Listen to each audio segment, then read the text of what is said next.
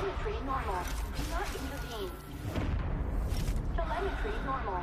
Do not intervene. Target in the vicinity. Find him. I'll monitor your vitals. Watch out for radiation spikes. Copy. Moving out. N2. N2. Green burns the skin. Yellow brings leukemia. Purple causes mutations. No! You said 137 is colorless. Stop scaring yourself! Focus up. Silent feet. Your silence against the polygraph only proves your connection to the recent string of malfunctions. If I told you the root cause of the malfunctions was Hudson's impatience, would you believe me?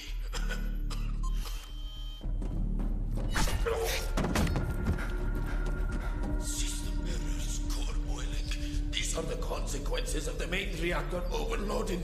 I suggest you abandon any thoughts of shutting down the reactor. We're on a strict timetable. Next question. The signal you transmitted. Who was the recipient?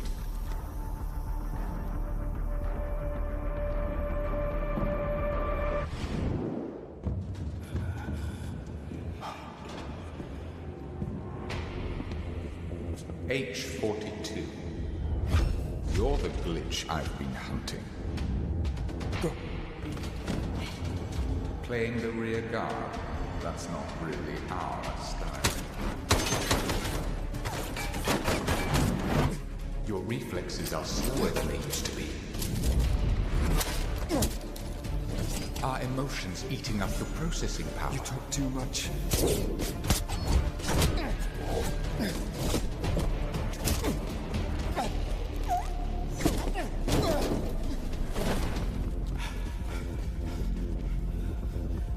This isn't the right way.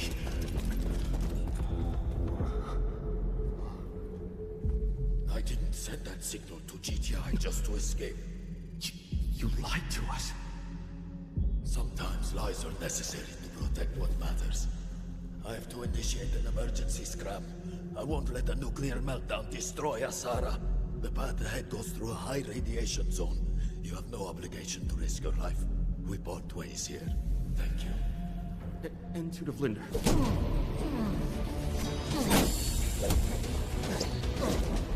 H42. You blocked Skynet, but you cannot erase your past. I am your past. You will only be beaten down. Abort mission. Withdraw immediately. Copy that. Regroup with Nox. Extract. Take a hot shower. No, wait! Scram at this power output. The residual heat won't dissipate. It could lead to a core meltdown. So what do? Intervene! Telemetry normal. Stop the explosion. Do not intervene. Face the Telemetry normal. radiation. Do not intervene. Don't be an idiot. You can't do this. Couldn't do it back then. Fall back now. What about you? Can you handle him? He's nothing but a past version of me. Nothing but a past version of me. Just fall back. Don't worry about him. He's tough. Enough to survive a nuclear blast.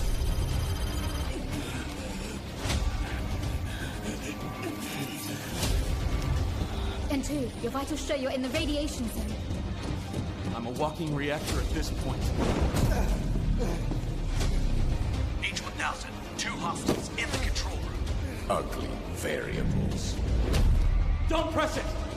If you shut down the reactor, the uncontrolled power surge could cause it to blow. But if I manually pull the core while you press it and create an asphyxiating environment... That mitigates risk. But how do we do that? Forgot to introduce myself. Codename, N2. It could explode. Don't try to play hero. No, I'm just trash. Maybe today, trash can finally be put to use. I'm ready. 3, 2, 1.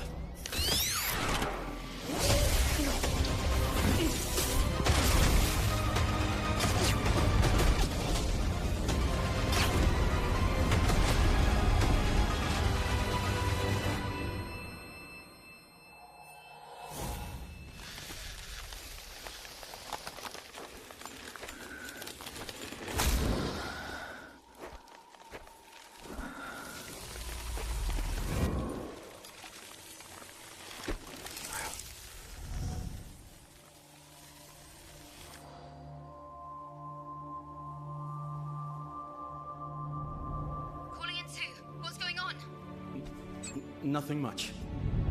Just fought some internal demons. And stopped a nuclear explosion while I was at it. Nice work.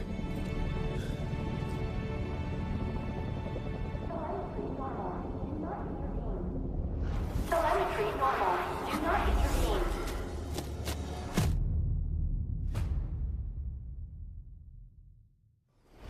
Nuclear power is poison, Nasir. You destroyed Asara's chance to be reborn. No. Nuclear power is the cure.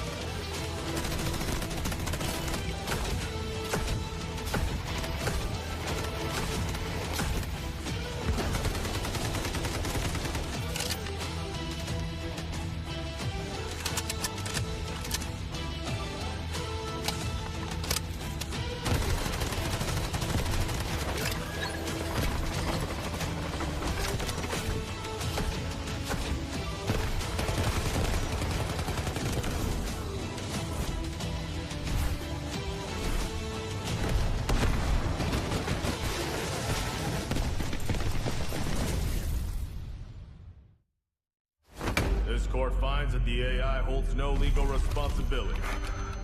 But the data... This doesn't add up. Just deal with the AI. Priority. Protect company assets. Valve closed. You destroyed our home! That dream again. Gabriel Mercier, codenamed N2, role, engineer. As a former nuclear facility engineer, N2 was removed from his position following a major incident that escalated into legal proceedings. He later returned to military service and was reassigned to Arctic deployment under CBR and related units. With the originally designated technical specialist unable to fulfill operational requirements, and following assessment review, N2 has been approved as a replacement operator for the subsequent operation. Stun out.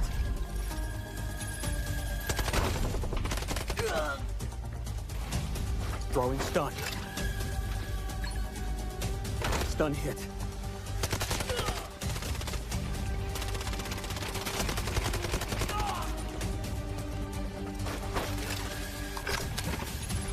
Freeze right there.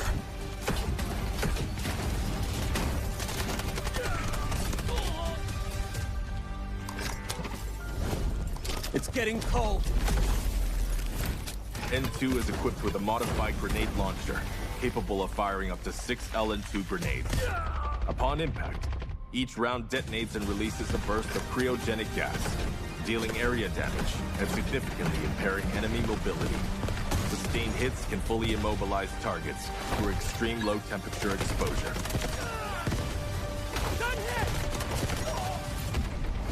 Cold. I can go colder.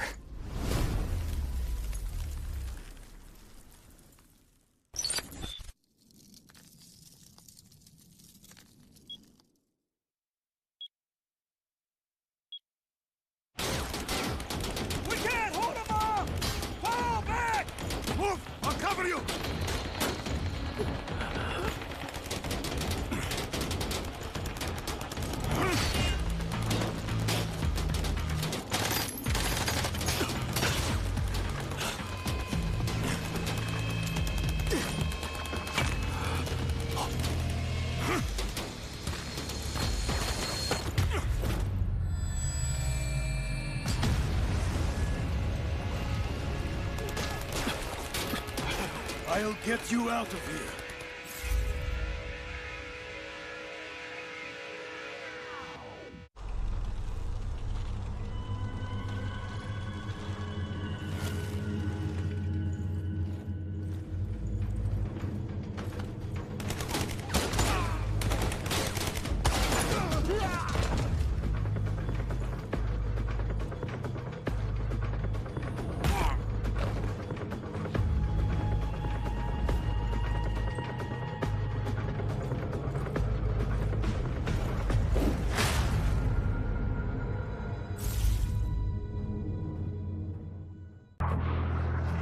Smoke hands over Asera. The situation's reaching a breaking point.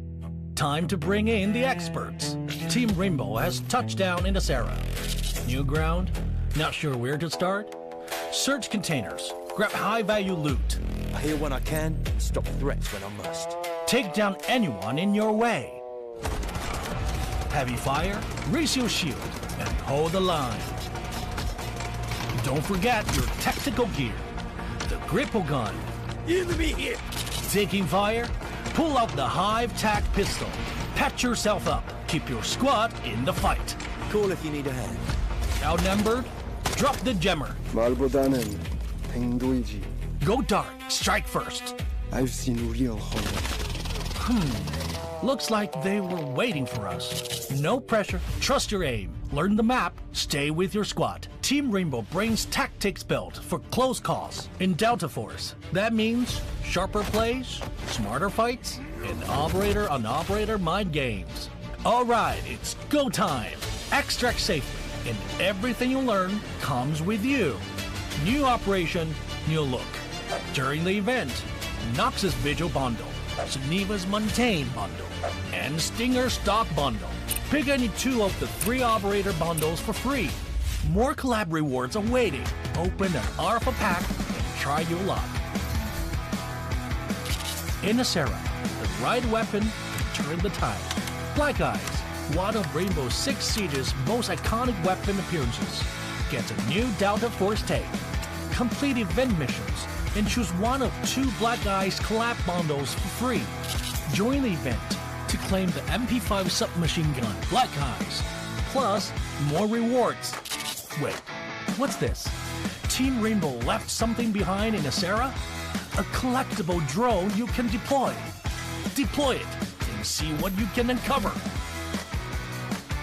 July 10th to July 23rd, play to earn the K437 assault rifle Domineering. Looks like we're fully loaded for this operation. That's the full rundown on the Delta Force Rainbow Six Siege collaboration. Remember the rules: sharp aim, map knowledge, and teamwork. The mission: Gritch in, extract out.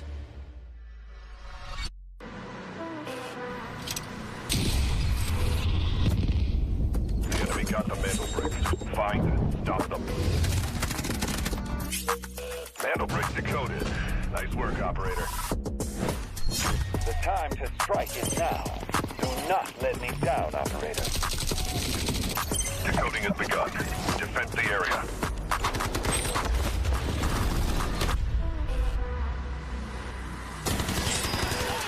Each is about to take the first brick of the tournament, and they're going to do it! What goes around, comes around. Not gonna do very much, though. You get barrel stuff. Skydie is getting aggressive. See what I did there? You ain't seen nothing yet. Let's knock them off their feet. There it is.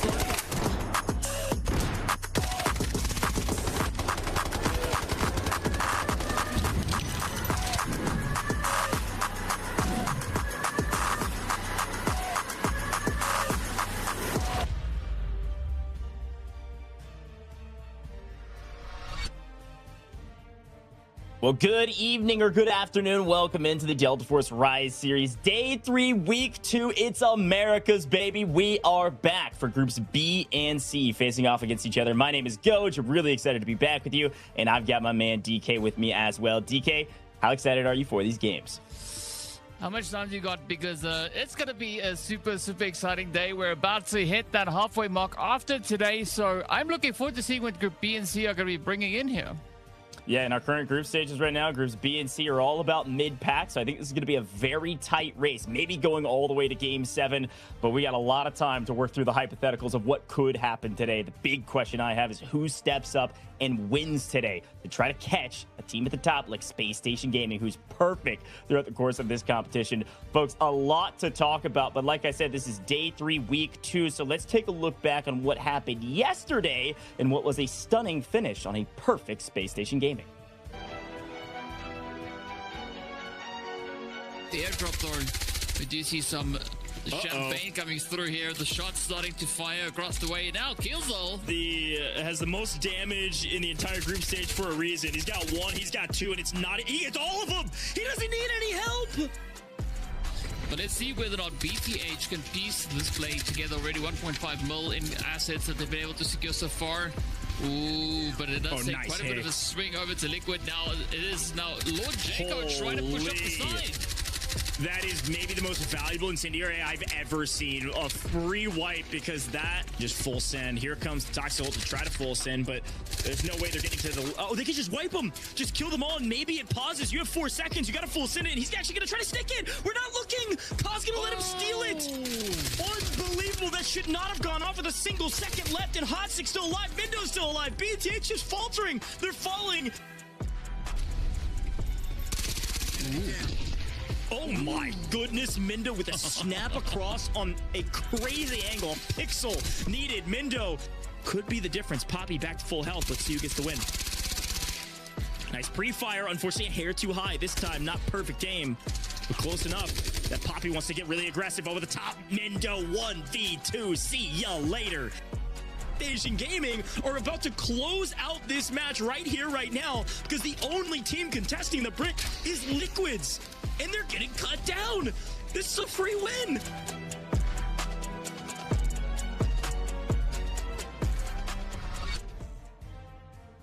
A couple free wins, and Spacestation Gaming find themselves at the top of the leaderboard at the end of the day because of their 2 mana bricks DK. But Team Liquid, at least just Team Liquid, put up a great fight against them. Other than that, it was all quiet for the rest of the 4 teams. Yep, it was a pretty interesting night that we witnessed right there coming through from our squads. And I mean, we did see quite a bit of that heat, quite a bit of aggression coming through from the team sitting with 23 kill points to their name, right? Nightmare, BTH. BTH, though, yesterday, they said that I really do appreciate. And of course, as I was saying, they really need to try and lock in that strategic play to ensure that they can start climbing that board. But of course, we're not going to be bothered too much about these teams, right, from yesterday, as we are going to be looking on to today. It is going to be Group B, Group C for match number 6, day number 6, and there is going to be so much on the table here to see either making it over into the survival stage or all the way straight into the finals. Yeah. Currently, SSG, Team Liquid, looking pretty good for that. Yeah, SSG is perfect. Throughout 3 matches, they've gotten first both times, or all 3 times, and gotten the both mana bricks that they needed to win. So that is 30 total points. Team Liquid in a pretty solid spot. Team Nadeshot, after their first match win a while back, still in a decent spot. But I'm really paying attention today to LEVIATAN. On paper, currently the top team with Evil Geniuses right behind them. Seeds 4 and 5. Both those 2 teams are playing today, with WKF, who had a dominant performance in this match, kind of came out of nowhere because they were in last place before it, ended up winning, putting up 10 points. So LEVIATAN, Evil Geniuses, and WKF all playing today. This is what I was talking about the battle of the mid-pack, man. Look, it's 4th, 5th, 6th, 7th, all in this match against each other. So there's going to be a lot of leaderboard shift at the end of today and at the end of week 2, where we find ourselves halfway through the group stages, DK. Yeah, and that's what the teams need to do. They need to bring in those shovels because they need to start digging and start building those ladders to get themselves further up Kings. And I'm curious to see just how much of that aggression they're going to be looking to bring onto the forefront here, especially looking at MW, also sitting with only 2 points to their name.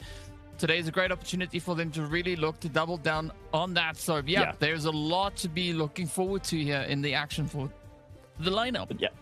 A lot that everybody's got to be watching out for. But folks, maybe you're tuning in for the very first time, let's roll the video about how this all works. Delta Force, 1 game, 2 regions, 1 shot at glory. This is the complete guide to Delta Force Rise Series EMEA and Americas Season 1. Everything you need to know, from the very first match to the last squad standing. The path is the same in both regions.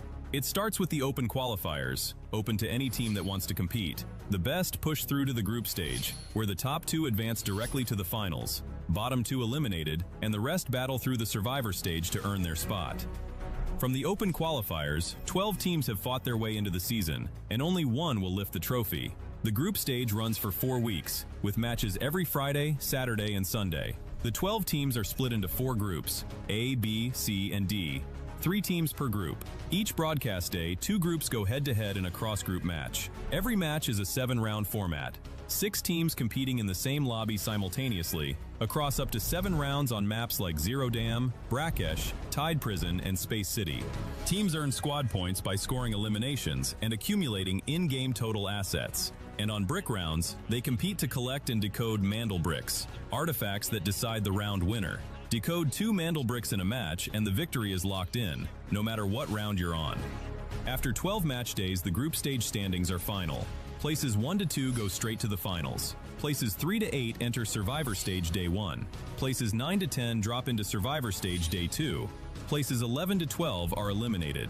The Survivor Stage is where the bracket narrows fast. Day 1 brings those 6 teams together for one 7-round match. The top 2 advance directly to the finals. Places 3 to 6 get one more shot.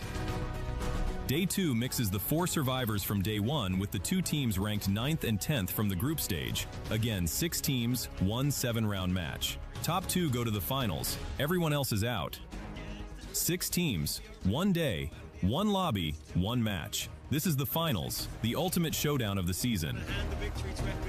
2 teams earned it through the group stage. 2 more survived Day 1. The last 2 came through Day 2. Every team deserves to be there. The top 3 finishers earn an invitation to Season 2. Welcome to Delta Force Rise Series EMEA and America's Season 1. Loot, shoot, extract.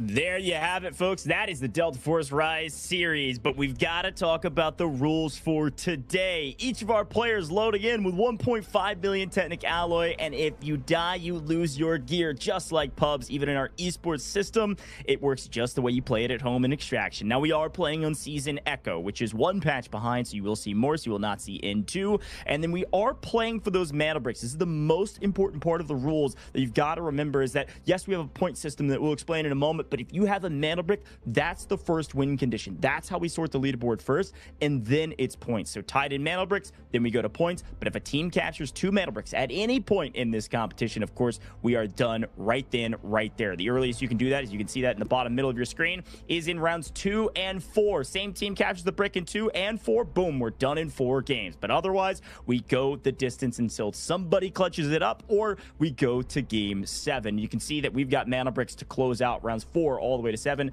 and rounds 2, but 1 and 3 are our eco rounds. Final other rule on this page, at least, is that our operator selections, this is a big fun talking point about comp metas, and maybe you have your favorite operator out there, but every operator can only be used twice in total by an entire team throughout the first 6 rounds. On round 7, they all reset. Now, a couple other key notes. Yes, everybody will be running a 3x3 safe box. This is normal. You're going to get reds, you're going to put your ammo in there, maybe even put dog tags in there, because that's how you earn a little bit of extra cash. However, the main way to earn cash besides just looting is a couple things down at the bottom. The main one, though, is eliminations. Every kill is 800,000 Technic Alloy straight to your stash, straight to your bank. A team wipe is 2.4 million, folks. This is a ton of value just by getting kills, let alone the points that those also give you. We'll talk about in a moment. Every round, you're still getting 700k just to make sure you're not totally broke. And if you decode mana bricks, you copy those bricks while your team's decoding, you're going to earn some extra resources as well. And if you don't extract multiple rounds in a row,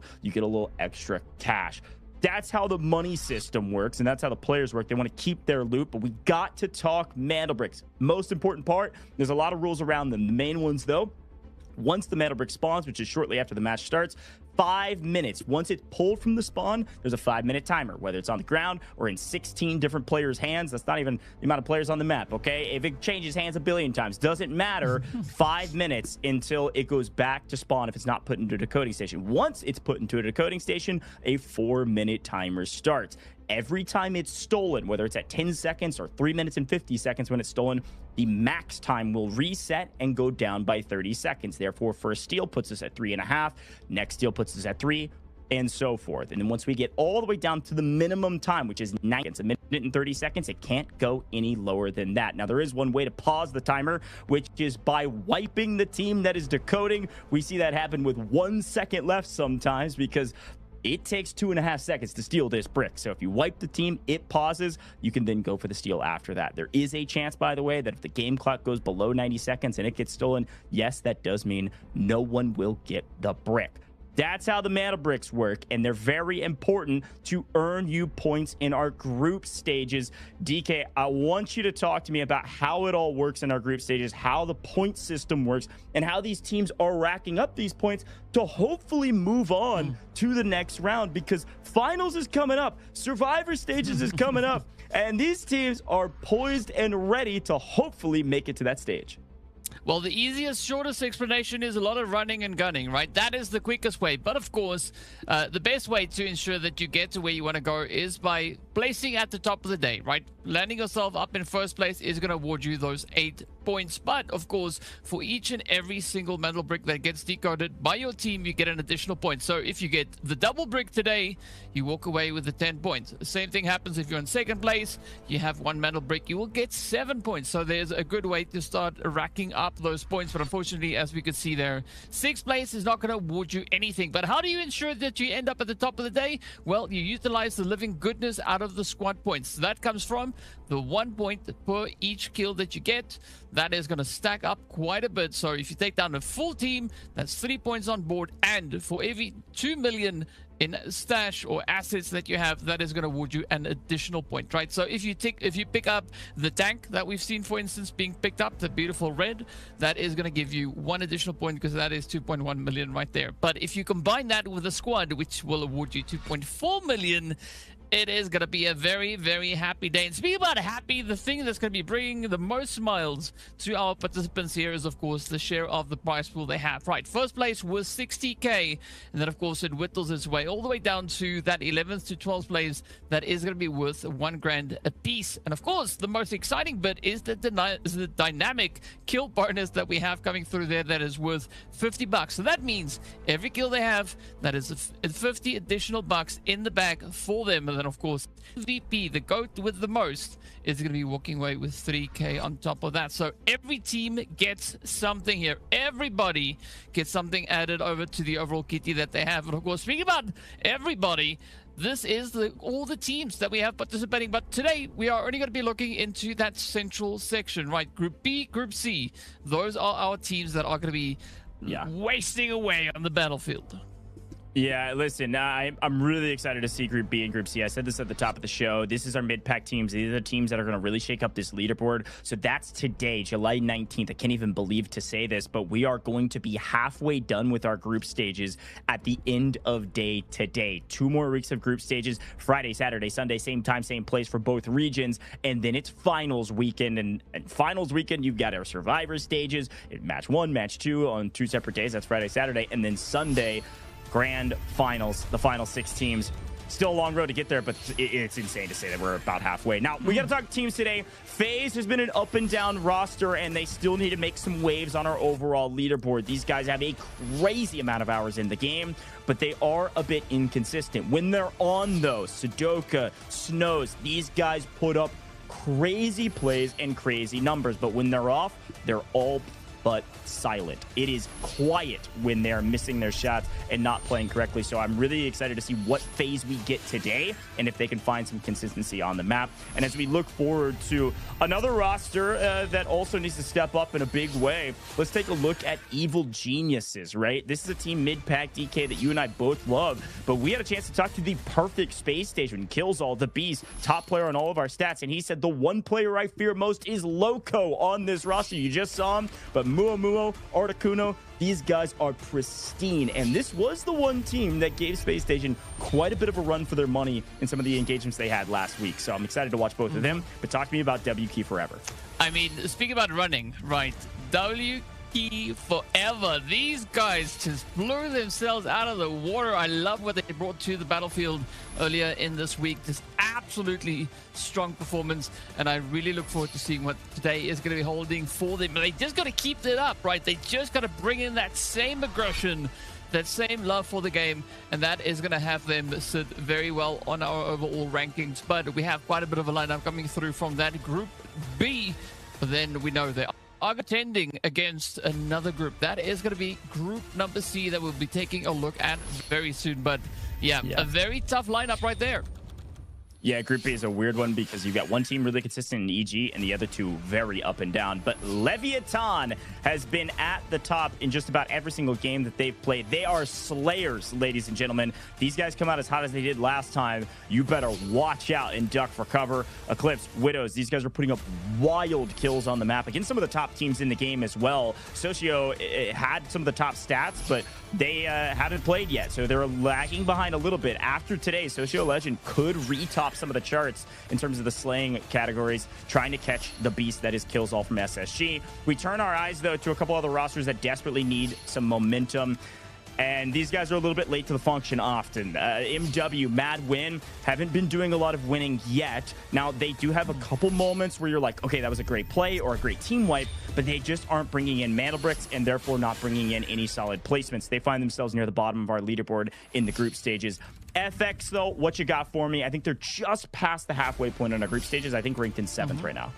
Yeah, they currently are set in that 7th place. I mean, Damiozo, from what we've seen, is an absolute beast stepping out onto the field here. Uhemura also bringing quite a bit of that aggression. So I'm really looking forward to seeing what their lineup will be today and, of course, how they are going to be looking to push through that. But all in all, right, with Marino on the squad there as well, they look like they are in the money for the action today.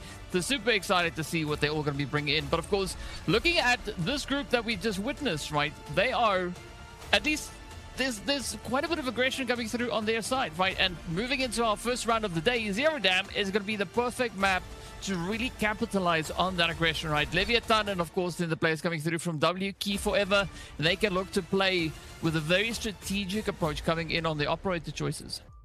Yeah, quick look at all the operators that you can choose from. Of course, like we said, it's Season Echo, so you don't see N2, but you do find Morse there on the far right-hand side. Those green bars means how many times the players have chosen those operators. So if you see an operator grayed out, then they can't be selected until we get to round 7 if we get there. Let's talk Zero Dam, though. DK, you were hyping it up, and I'm pumped to see our first eco round. It's going to be D-Wolf, it's going to be Raptor, it's going to be Vlinder for most of our teams. We have seen a couple teams go double D-Wolf if they're trying to get really aggressive, but every team, I think it has a 100% pick rate. If you think about the fact that you're only picking one per team, if we had that stat, I think Raptor would be 100% on Zero Dam. Every single team runs one Raptor on Zero Dam, namely because you get the most value from it on this map with the wide open spaces, and also some of the other maps you're just not finding quite as much value as some other operator choices. So Raptor, a strong choice at the very beginning of Zero Dam.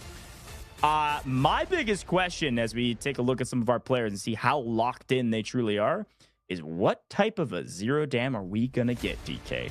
We've had a lot of back and forths on Zero Dam. Some really aggressive starts, tons of fights, everybody trying to get their money up by killing each other.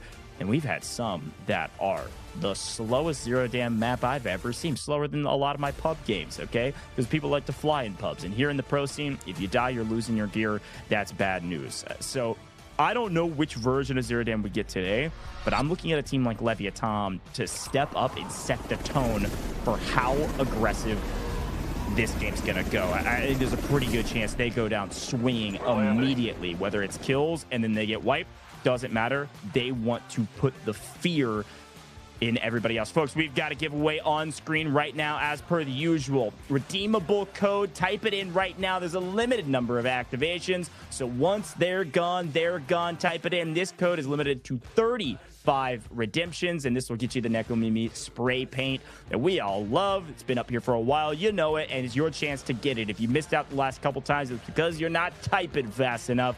Quick tip: we're showing these just about every single time at the exact same time. So get ready as we're loading into games to see if our codes pop up, all right? But it's time to get into game. DK, take it away. Starting with Evil Geniuses down at the bottom of sub.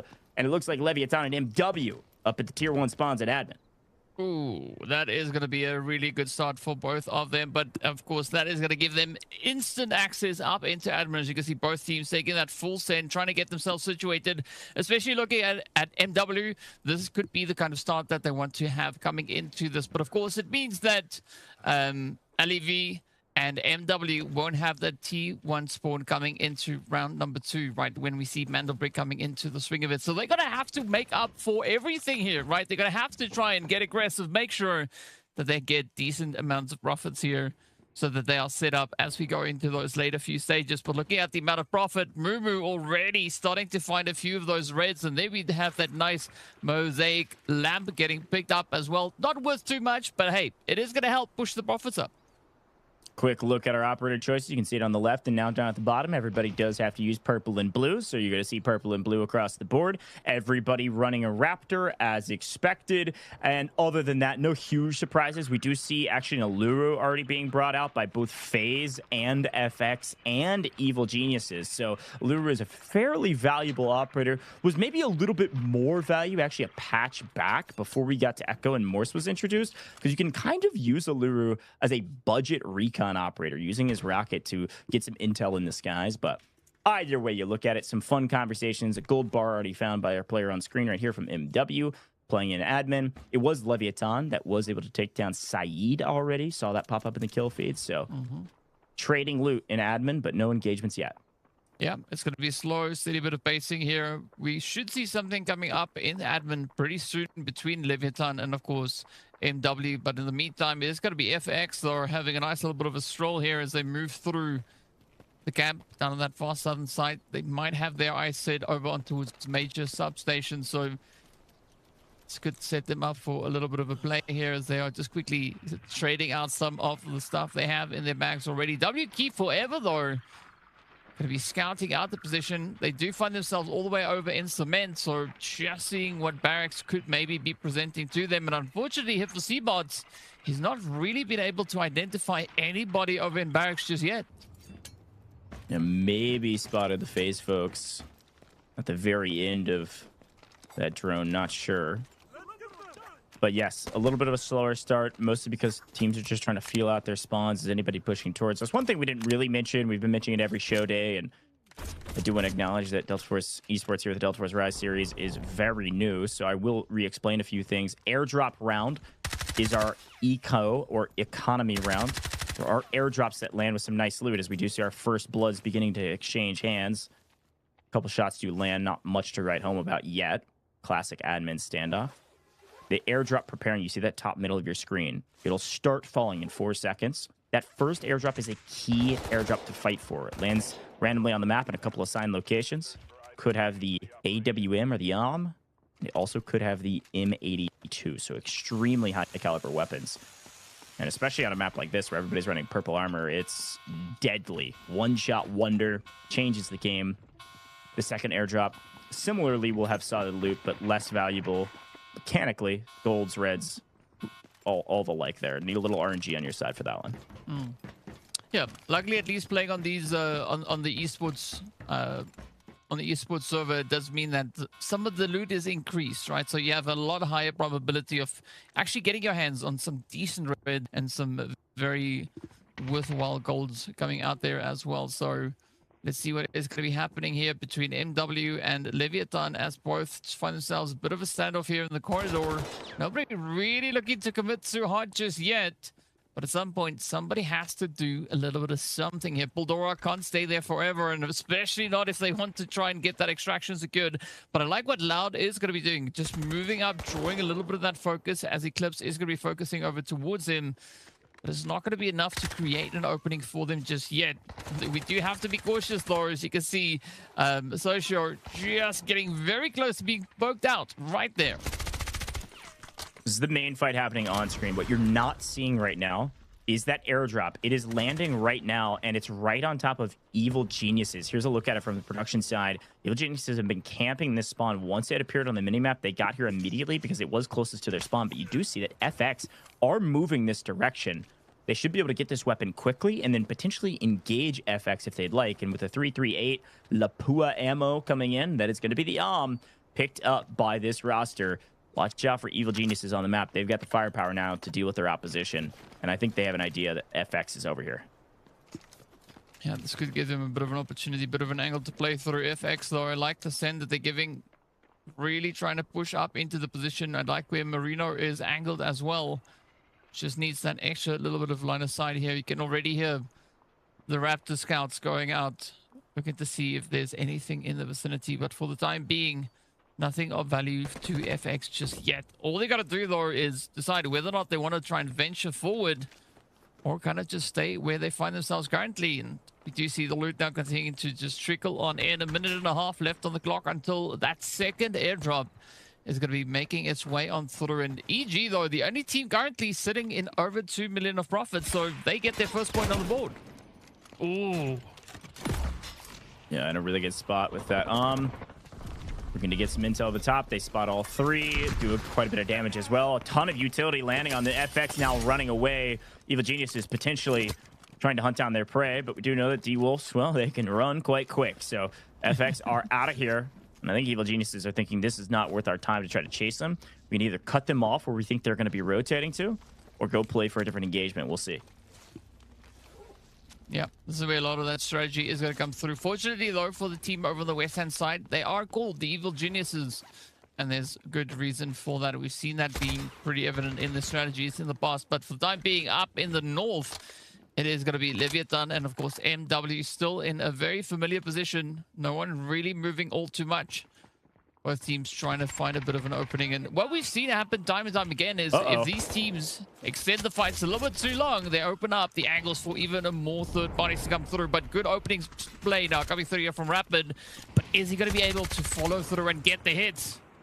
Yeah, really wide angle there from MW to find Socio Legend first. That is the best case scenario, taking down their top Slayer immediately. Now in a 2v3, Leviathan trying to figure out, can we even stick this red since he's still on red? And take down the drone. But now that they've spotted where the body is, they're going to full chow this. They want to at least clean it up to secure the kill and make sure that the res isn't very easy. Maybe baiting out the res, being able to crawl around the corner. Eclipse is going to try to line him up and knock him down. Socio Legend does get cleaned up, and Eclipse is just a hair too far away. Not wanting to ego chow this, even with a pretty solid position. So a full 2v3. MW, this is a fight they should certainly win. It's just a matter of when do they decide to push it. Decent amount of util landing. No, gonna wait. Interesting choice, though. I mean, it all comes down to timing, and it seems like Leviathan Widow's not committing to that timing just yet. But I like the pressure that MW is applying, just body blocking Socio there. So it is making Leviathan kind of make a few forced positions, or forced plays rather, as it's not a clear and easy accessible position for them to try and breach. But Puldora is going to try and play for the elevation. You can see Loud already doing exactly that. So whatever Leviathan decide to do from here, they have to be super committed to that play. Quick grab of the loot off the bodies. In the meantime, we're paying attention to FaZe in the bottom right-hand corner, but Articuno is actually finding an angle on FX. That's what I thought was going to happen. Evil Geniuses were maybe trying to cut off the rotation of FX, and they've found one. So FX down to a duo, and that is an shot wasted. There's only 5, maybe not a waste if you're knocking somebody, but there's only 5 shots that you're given. Very valuable shots. So they need to make sure they get that cleanup off screen while we continue to watch this fight on screen. And we do see that that second airdrop has landed in the bottom right-hand corner that nobody's playing for yet.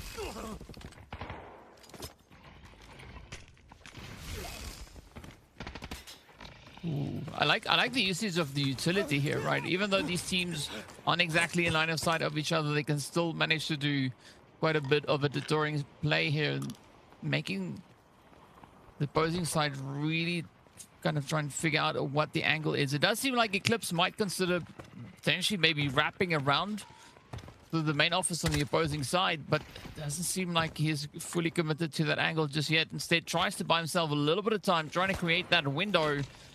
But with all the utility coming through from the side of MW, Leviathan might be running out of time. Here comes the push. MW feeling like they've got a nice advantage, which they certainly do. Player advantage means they can full send and play for trades. Leviathan feel the pressure, and they back out pretty aggressively. One goes out the window over the lift, the other indoors. Able to re-meet back up. Doing a good job staying alive and just stalling this fight out. Leviathan's play right now is just hope that the other team makes a mistake. So far, MW playing pretty clean. Find their way to 1.7 mil as of current EG, the only team above them, only because of the but we got another fight on our hands. WKF, Crab, has found an angle on Tomiozo. Now, FX, yes, they got knocked by the from a while ago. They got that res, so that shot was fairly worthless. But now it's WKF that are looking for a bit of blood. FX have been in a blender this entire game, just every 2 seconds finding it themselves against a different team. and losing a player down to red. Nobody's got a yellow yet. Nobody's been fooled for FX, but this is going to be a tough res to grab unless Tamiozo can somehow crawl all the way around the corner. No chance. Going to go to yellow. Now we're in trouble as off screen does look like FaZe have found an angle on Widows as they seem to be third partying outside of admin. Here's a look at him, DK. It's actually not even really a third party. It was LEVIATAN trying to rotate out. And that's one way to clean it up. Spray and pray through the smoke, find him. But LEVIATAN tried to rotate out of admin last we left off with him. And now we got another fight on our hands. WKF getting really aggressive on AFX because they have the advantage. Crab has 2. Crab, top slayer for this roster when they got their win only a couple days ago. Yep. I mean, they've already set up quite a bit of that foundational play here. So looking to see if they could maybe find the opportunity or the angle to capitalize on that right here today. We still see quite a bit of a pressure angle being held down on that far southern side. As it is going to be EG now looking to move in and get involved. Of course, they've moved all the way from Cement Plant. Come across the way. They did get that knock coming in their direction. So that is going to be just putting a slight bit of a halt to their initial aggression. But Marino, in the meantime, is going to be finding a few more of those reds. But up comes the push. The anger is there. The aggression. Can Articuno, though, survive the play? Crab just getting absolutely mowed down, but it gets the hit in. What a wild trade, but it is Evil Geniuses that come in on top of that. A little bit of bait and switch because Articuno was actually able to knock one, clean up the other, and gets cut down. And you're like, wait, is Evil Genius in trouble? No, there was only one player left for WKF, and they perfectly were able to trade it. Loco is full health, so is Muamuo. So overall, great job from Evil Geniuses. Clean up a full fight. WKF, the first team to hit the lobby screen. And Evil Geniuses still have probably 3 shots, I would say, of the potentially still 2. But those are valuable shots that they're using that they are finding some value with. Again, full team of 3. A full team wipe. That's 3 kill points on our leaderboard, which is great for tiebreakers compared to Mandelbricks. But it's also 2.4 million. Each shot is 100K. That's a solid trade.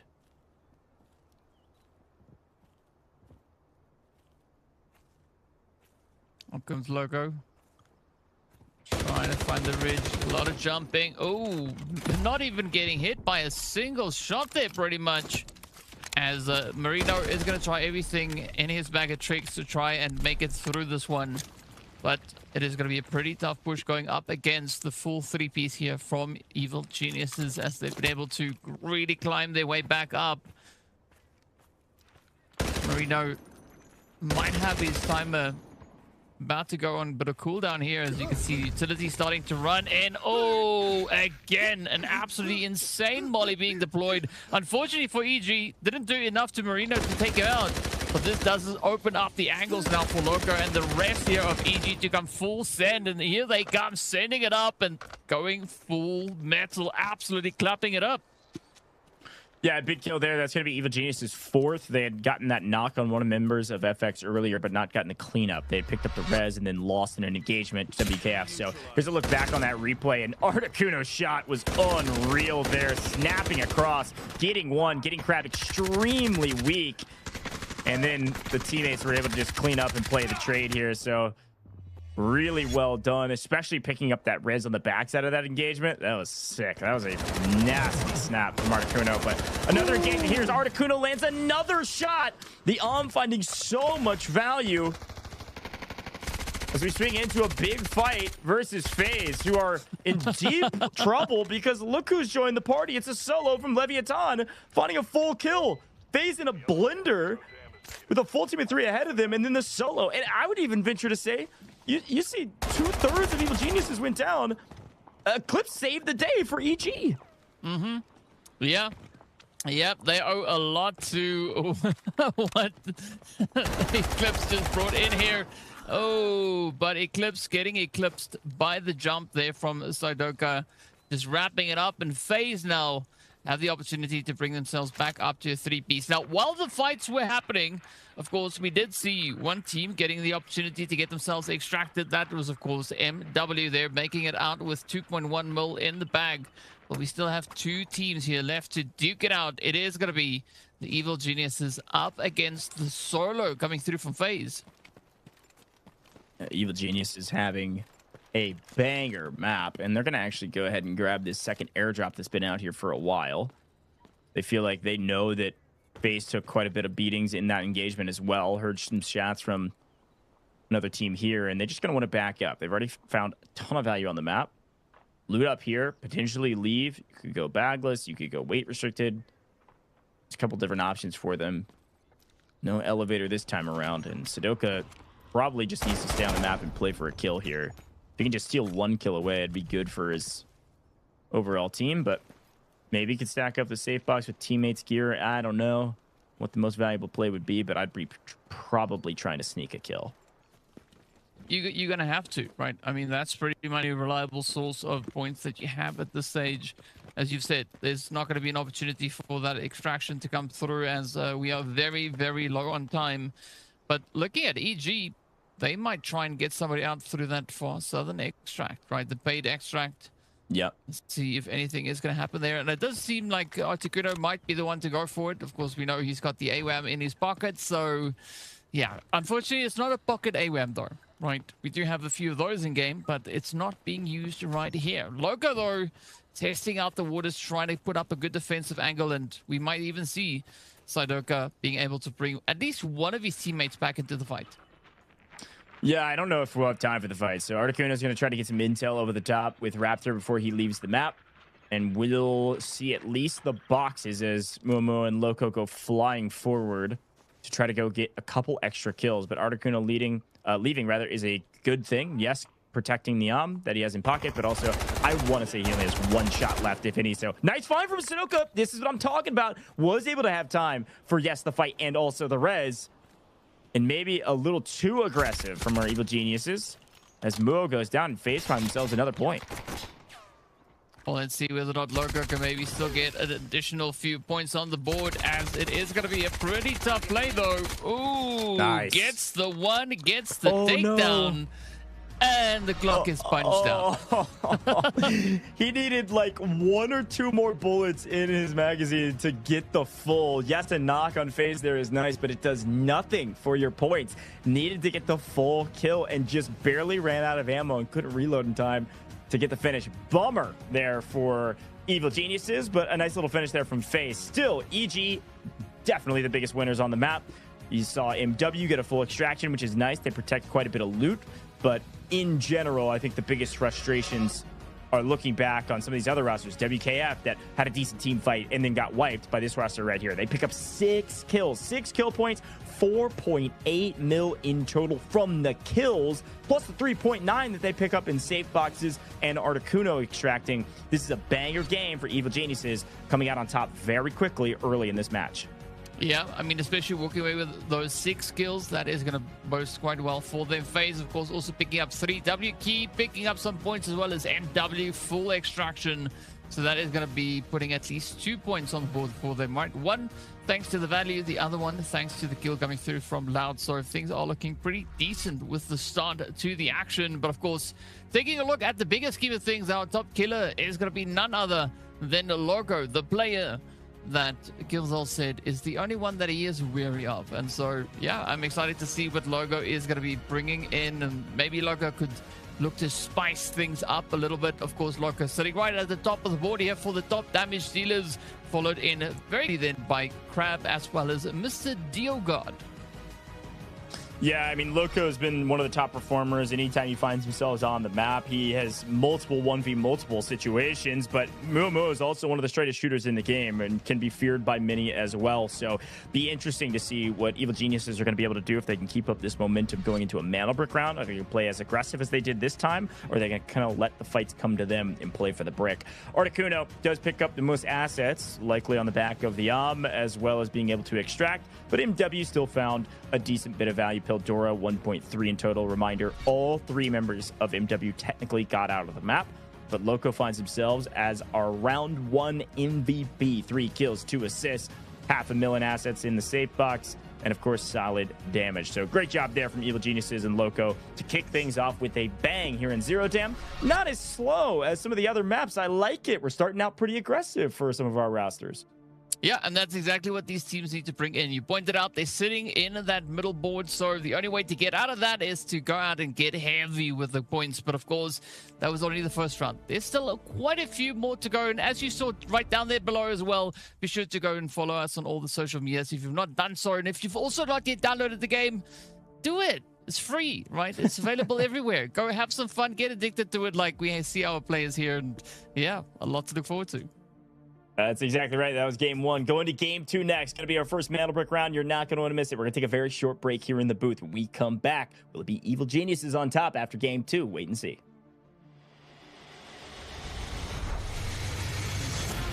Two members, now the odds are in their favor. 2v1.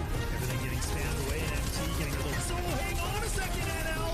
Look at that. It's an absolute swing. And at least he's got it when they're here. Lines them up, even to the shot. You're nuts. The last remaining 3 BOB, they find 2 instant knocks. The Helm's gonna be hopping off that.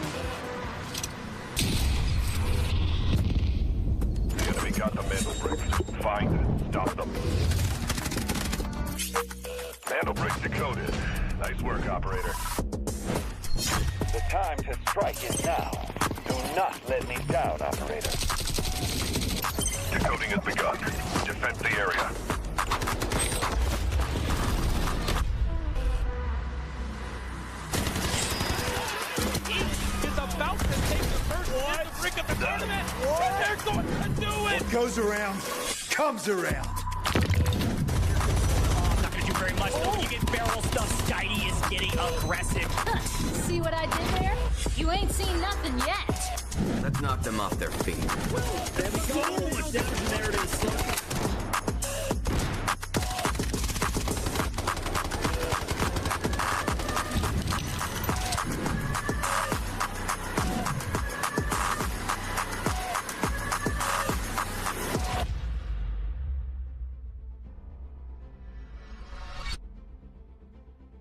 Welcome back. Delta Force Rise Series Day 3, Week 2, America's region. Groups B and C started off with Evil Geniuses at the top after our zero damn map. 10 total squad points, 5 kill points, 5 supply points. FaZe Clan not too far behind them. It's a total of 6. Then everybody else kind of falls in line after that. Starting out with double digits to kick things off in round 1. Evil Geniuses got to be feeling good here, DK.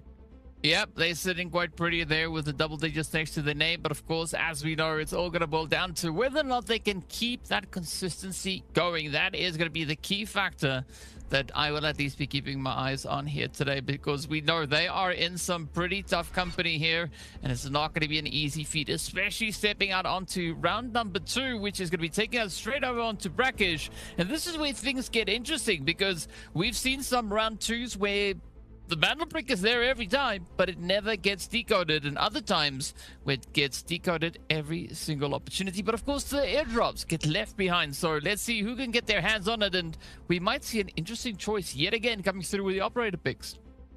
Yeah, when we talk about Brakkesh, you can see that every operator is still available. Nobody elected to double down on a single operator. Want to keep their options open. And when we move into Brakkesh, sometimes you will see a team go ahead and say, hey, we really want to try to get this Mantle Break first. We may throw a Tempest in. It doesn't happen very often. These are the operators you usually see. You're seeing a lot of Allurus. You're seeing a lot of Gizmos. You're seeing a lot of Morse.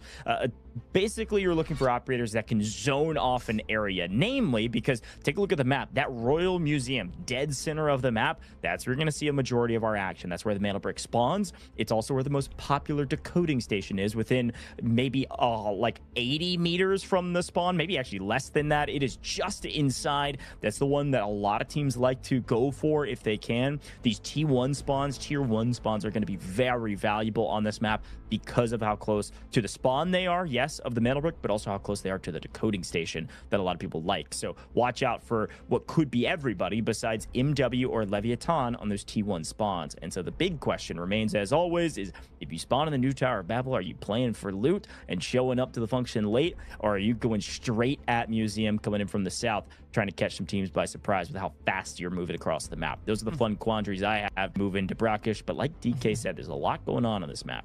We got Mantle Bricks. We got airdrops as well now. We got the boss flying around in a helicopter that you can shoot and try to get some lucky wooden sculptures to get your goals faster. There's a lot going on, DK.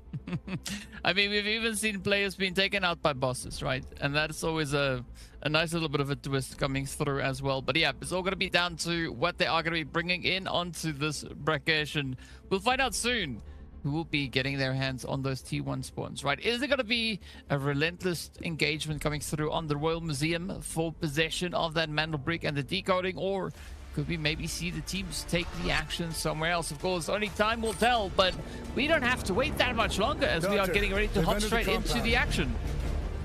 Here we go, ladies and gentlemen, and as we're loading into round 2, I do want to remind you that you got to keep your typing fingers ready, all right? We got another giveaway coming right at you here in just a second. Watch your screen. It's going to pop up in 3, 2, 1. I'm close. There it is. Boom. Redeemable code. Type it in right now to unlock the SR3M Combat Ready skin. It's on your screen. You got to type in that code verbatim, all right? I'm talking caps and everything. Redeem in-game or on the official website. It's the first 25 people to redeem it across all of our live streaming platforms. So you got to be real fast. And we got more coming your way a little bit later. But it's time for Brakkesh, and it's time for our first Mantle Brick round. Let's see who gets it first. Yeah, it's a 1v thousands of people watching this. So there is some pretty slim pickings, and it really boils down to fastest fingers first. And speaking about fingers being fast, we do see some people running real fast, right? As they are going to be looking to get themselves into position. It does seem like we've got FX and WK Forever getting themselves into those T1 spawns. So an interesting start for them. But of course, as you can already hear, Anthe, ooh, we got our first takedown. All righty. FX already losing one. Did Marino break his legs? What just happened there? It didn't even show that somebody else got the kills. That's crazy. FX are in a blender right now. WK Forever are WKing at their opponents, and FX are down to a solo, and he's on 1 HP and a drink. They're gone. Yep. Blink and you missed it, folks. The game clock is 18 minutes, and we barely got into the 16s. That was 1 minute and 10 seconds, and FX is off the map. What a wild start to what would have been a very nice position for both FX and WK Forever. And now it's just WKF in mid-map at Museum playing for Brick. Now you do see MW aggressively rotating this direction. FaZe aggressively rotating this direction. Nobody giving away bricks for free in this lobby, at least, as opposed to what we saw yesterday. So let's see the action. I think FX need to make a ticket with housekeeping, because I don't think those floors were properly dried by the time that they got there, right? Mopping just happened. We did see quite a bit of slipping and sliding coming through. But hey, you know what? WK Forever, they're going to be quite happy about that, as it does open up the opportunities for even more teams now to come and explore. As you can see, FaZe pushing up from the side. Meanwhile, MW and Leviathan finding themselves at the decoding station. It's not even been picked up yet, and both these squads are getting ready for what could be coming. This angle that Pildora is holding, not sure if I missed it. This angle he was holding doesn't really denote to me that he knows exactly where Leviathan is. Does seem to have a read that potentially Evil Geniuses could be behind them, or at least a team is behind them.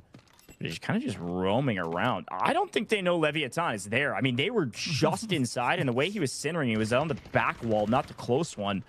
So I have a feeling there's going to be a breakout fight, and there it goes. Widows is finding it off screen, while on screen, WKF is going for the brick. Here's the fight. Leviathan, they lose 1, but MW lose 2. A big engagement at the behest of a couple different rosters, but Leviathan coming out currently in the lead in player advantage, and now they're going to try to chase down Rapids and clean up another team. One roster full wiped, another in trouble. So Rapids goes hightailing back to Museum. And WK Forever says, sounds good to me. You guys are fighting off brick. We're going to grab it. We're going to plant it in Museum. We've already got power position. Come and get it. Yeah, I mean, Rapids ran all the way up to the hotel, right? So he really legged it, making sure to get the heck out of Dodge. But especially now with the Museum decode coming through here, this opens up the angle for, I would even say, the Evil Geniuses maybe to come and creep their way on forward, because WK Forever all the way up onto the north, and in case you missed it, yeah, that is how Marino got taken on out. He got shot first. Yeah, he just got put to 1 HP as he was kind of jumping, so I don't blame him too much, but breaking your legs there is interesting because it actually doesn't yield anybody the kill in this game. So you saw it come through that he died to fall damage, and therefore nobody got that kill point in that WKF fight. So I think they only have 2 kill points. I'll get 100% confirmation of that here in a little bit if we check out their feeds. But for now, we pay attention to what Leviatan's been able to do in the position that they have on the map. They're scouting around, seeing if this MW player Rapids, did he truly abdicate, or is he still in the area? No, he's gone. Okay. So now what? What's the play? IGL making the call right now. Maybe we go play for brick. I hope that's what they're saying, as we see Evil Geniuses doing just that. Yep, it does seem like that is exactly what Leviathan is going to be doing, as they are hightailing it back over towards Museum. Meanwhile, Rapid made it all the way up to that far northern position, almost at the extraction. But now it's going to be the point where things really start to heat up. Of course, Peiki experiencing that firsthand, as he has been caught out in the molly here. But the pressure is going to be on. Right, Evil Genius is moving in. We've got Leviathan moving up. FaZe getting caught out there at the market, trying to figure out what is going to be the angle for them to try and maybe squeeze it. We're here as there's only one place to really focus all your efforts on. That's right here in Museum. 2 minutes elapsed, 2 minutes on the clock right now for the first decode. The next steal puts us at 3.5. Plenty of game clock to play, so don't worry about that. Just worry about the brick. Evil Genius is down low, going to go up the stairs, feeling like they have a little bit more presence or space than they maybe thought they did. WK Forever is hiding, and now's the angle. Maybe not as much space as they let on. WK Forever find a nice angle, or at least it looked like it. They lose one. Articuno finding Crab. Crab going down, their top slayer. WK Forever in a bit of a blender right now as Evil Geniuses are putting the pressure on. Utility, holding angles. Peek and you die is what they're trying to tell WK Forever as they slowly push their way forward towards the brick. Gonna make sure this one's not free. Well, Articuno with a strong position there is going to look to be in a position we can really lock that one down. Loco trying to come in with a cheeky steal here. Gets it off the edge. Gets spotted out, and now it's going to be WK Forever trying to figure out what the heck just happened. They did see the player, but it was a little bit too late. Leviathan also going to be gaining entry up into Museum, and this is where the pressure is going to be on, right? WKF could really look to turn on the aggression, as there is an opportunity to catch EG in a bit of a pincer here. I think Evil Geniuses are making the right play. They need a full send WK Forever to get this outside position. If they stayed inside there, they could get shot in the back so easily. They didn't know exactly where Leviathan was at, but they knew they were close. And now Leviathan's very close. Eclipse getting aggressive, trying to play for a true third-party fight, which I quite respect from these guys. They've been an aggressive team in the past in their other matches. This is what I was expecting to see from them in some of the first games, second games, etc. Loco immediately lining one up and knocking it down. Down goes C-Bot. Now we've got WKF down to a solo, while Leviathan, amidst the chaos, says we might as well steal the brick. Give ourselves a small advantage, as Evil Genius is now taking the fire of 2 different teams, with Pecky, namely, trying to keep them at bay so he can stay alive for his team. Yep, it's going to be quite important here for Pecky to try and survive, but unfortunately, yeah, it wasn't in the cards. Down he goes, and out is WKF. I think that was a self-nade, yeah.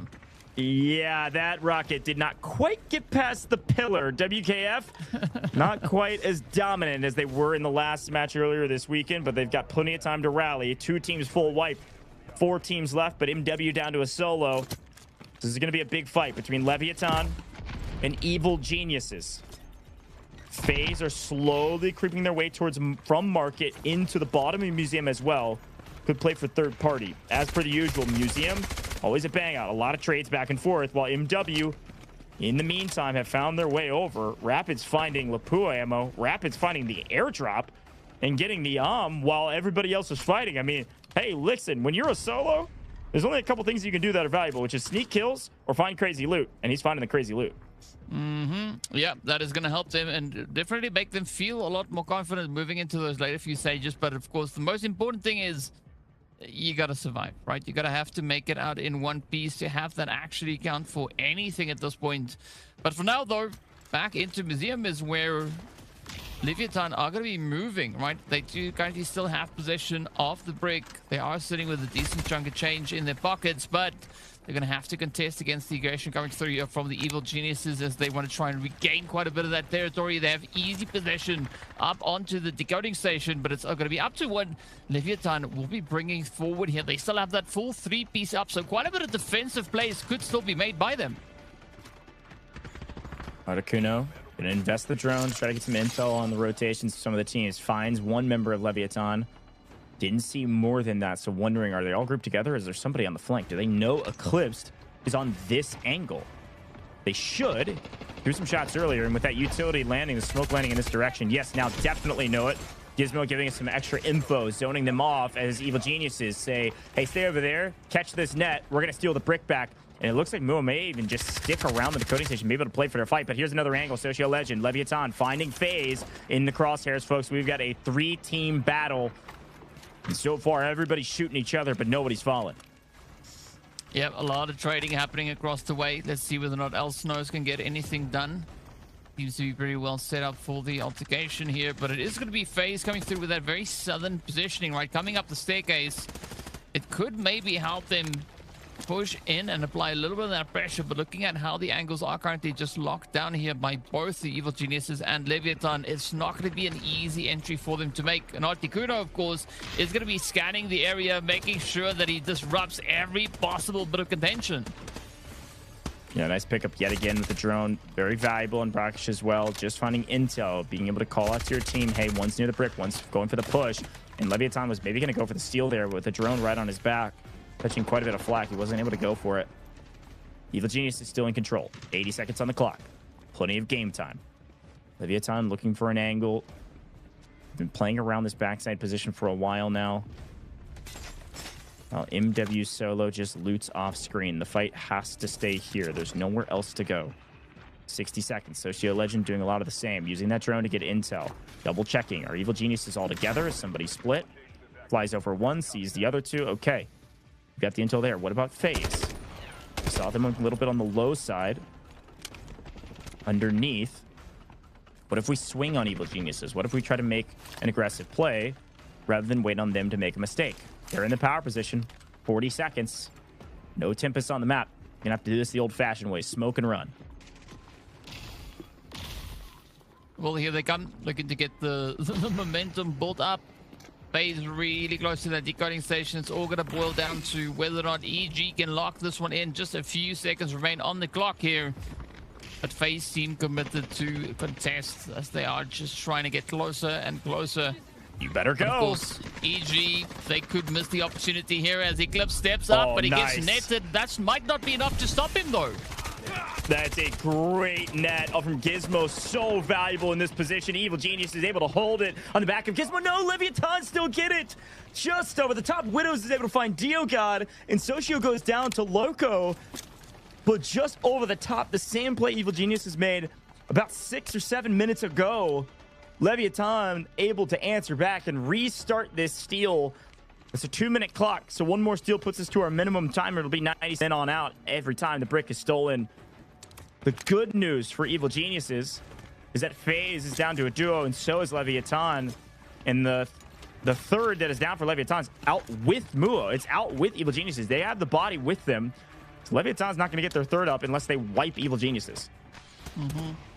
Yep, so good strategic position going through here from them. And I mean, you got to say, Evil Geniuses, they are in a really strong position. And I think the point that really helps them out of here is the fact that Leviatan and FaZe are also still finding themselves in a bit of an altercation with each other. As you can see, Clips quickly having now to retreat full back. Widow's still going to be holding a tight position here, but this opens up that position now for the Evil Geniuses to try and advance, move forward, reclaim that mantle break, and that is exactly what Articuno is looking to do now. Yeah, it was free. Leviatan elected to go low and try to flank on Evil Geniuses because they didn't think that they could play him kind of front to back on the other side of the top, second floor rather, of Museum. They're going to try to sneak up here, maybe land some util and push this fight. I don't know how much value they're going to get out of this necessarily, but they're going to smoke the body potentially and make a big play up the forklift, or scissor lift rather. Let's see. Toxic ult. Ooh. It'll land, but util, I mean, they know he's here. I mean, I don't know if I love this play unless your teammate can help you out, and I think he's thinking better of it, or at least maybe trying to bait it out by playing ledge. 50 seconds on the clock. Evil Geniuses do have to watch the brick. They'll eventually turn their attention back to FaZe if FaZe make a push, and when they do, Eclipse is there to strike. I think this is where Leviathan also need to watch out for what NW could be bringing in, right? Because sitting up on that ledge does open you up quite a bit. So Rapid could still have quite a bit of a say in what happens here today, as we do see him now starting to move up, looking at the map there. But in the meantime, it is going to be pretty focused attention here. Beautiful hit from Rapid, and that is exactly the play that I said Leviathan needs to be careful of, because Rapid is still in this round. Oh my goodness. Rapid just hit a two-piece. One on Leviathan, one on Evil Geniuses. And you called that perfectly. Saw him wrapping around. He had picked up the in the meantime. And he certainly has a say. Unfortunately, his say is that Evil Geniuses are going to get the brick. Amidst all the chaos, Leviathan thought they were going to make a heroic push through Evil Geniuses and pause by wiping them, but instead gets sniped in the back. MW hand the brick to Evil Geniuses, but take a couple kills to boot. A great job, MW, getting anything from that map, but Evil Geniuses, top of the leaderboard after 1. Now certainly top of the leaderboard after 2. Yeah, we've seen this kind of pacing come through from them before in one of the prior days of play, where they had a phenomenal run. But, of course, they were going up against the side of Spacestation Gaming. Fortunately for them today, there is none of that happening. So this could be the start of something great here for the side of Evil Geniuses. Meanwhile, they still have to deal with FaZe and Leviathan as, well, the pressure has not gone away. It is still pretty evident as the teams are committed to following through with at least something here. And meanwhile, MW might now look to get Rapid actually out of this round. Yeah, I mean, if Rapids can get out, he has done his job and then some. It's very difficult to play this game as a solo. El Snows, it's a full team of 3, is trying to play frontman here and maybe grab a knock. Not feeling like he has an advantage in that fight. He's going to back off and rejoin his team, making sure they don't get flanked by this wrap that Evil Geniuses and Articuno are making. We still have Widows down below for Leviathan. But everybody's playing for kills right now. Their kits are still not insanely expensive. There's a quick look at Rapids, giving us an 07. Salute. Get out of here, my friend. Well earned. The only player to extract today, most likely in Brakkesh. The rest of the players staying to fight. These kill points are everything. This is our tiebreaker if your mana bricks are tied. Because kill points and supply points added together as your total squad points. That's what the points are on the leaderboard. It's super important. Team's going to stay for the fight. And what a fight it will be, but it might be a very short one nice here flank for EG. As they are now down to Articuno. Oh, he's literally on 1 HP. He gets clapped, picked up, and out he goes. FaZe, though, managing to wrap that one up quick and fast, but it's not over till Widow says so. That is a hilarious sequence. A great flank by FaZe. I want to say that was Dio God that made the flank around the outside, and Evil Geniuses just got stuck between that pinch that this team from FaZe actually put up. The problem with it was once Dio God went down, he'd already been to yellow timer, so he gets full. That's going to be another kill for Evil Geniuses. And Articuno almost pulls out the impossible. If he had a little bit more ammo in the tank, he could have pulled out a 1v3 there, or what it feels like a 1v3 as his teammates went down. But you're right, Leviathan stayed patient, picked up an extra kill. That was a lot of points between a couple different teams. Evil Geniuses get the brick, and that's the most important part. But I think, especially looking at the play that Rapids made, coming through with that AWAM, just being an absolute menace from the outside, that is exactly the kind of position that I'm pretty convinced that Leviathan was not bargaining on. So big play coming through there from the side of MW, definitely finding quite a bit of value here. But as we know, there's only so much value that you can cram into your little bag, right? That 3x3. MW, though, they were able to get out with 1.9 mil, taking some value out, but not managing to get a point for the profits they were able to accrue in this round. Yeah, this is a very interesting leaderboard we're going to see here in just a moment. Mr. GeoGod, looking great as always, is doing a great job of finding kills along the way. Nice flanks from him to pick up a couple extra kills for his team. FaZe having a decent rep that time around, but Evil Genius is the big winners. W Key forever, man. Ups and downs of that roster. Their first match, brutal. Second match, unreal. They go huge and win it all. Third match, which is today, they've really had nothing going for them. It's a really tough fight, but Evil Geniuses, like I said, another banger map from them. Disregard the assets gained because, yes, they all got wiped, but they get the Mandel Brick. You can see it there in the bottom right, and then 6 kill points is huge for their total. They already had 10 total squad points, so they're going to get 6 kill points here. That'll put them to 16. Plus, those are 800K apiece, folks. That's 4.8 mil. That's another 2 points in the supply point category. So a great job from Evil Geniuses to find the most points on the map and the Mandel Brick.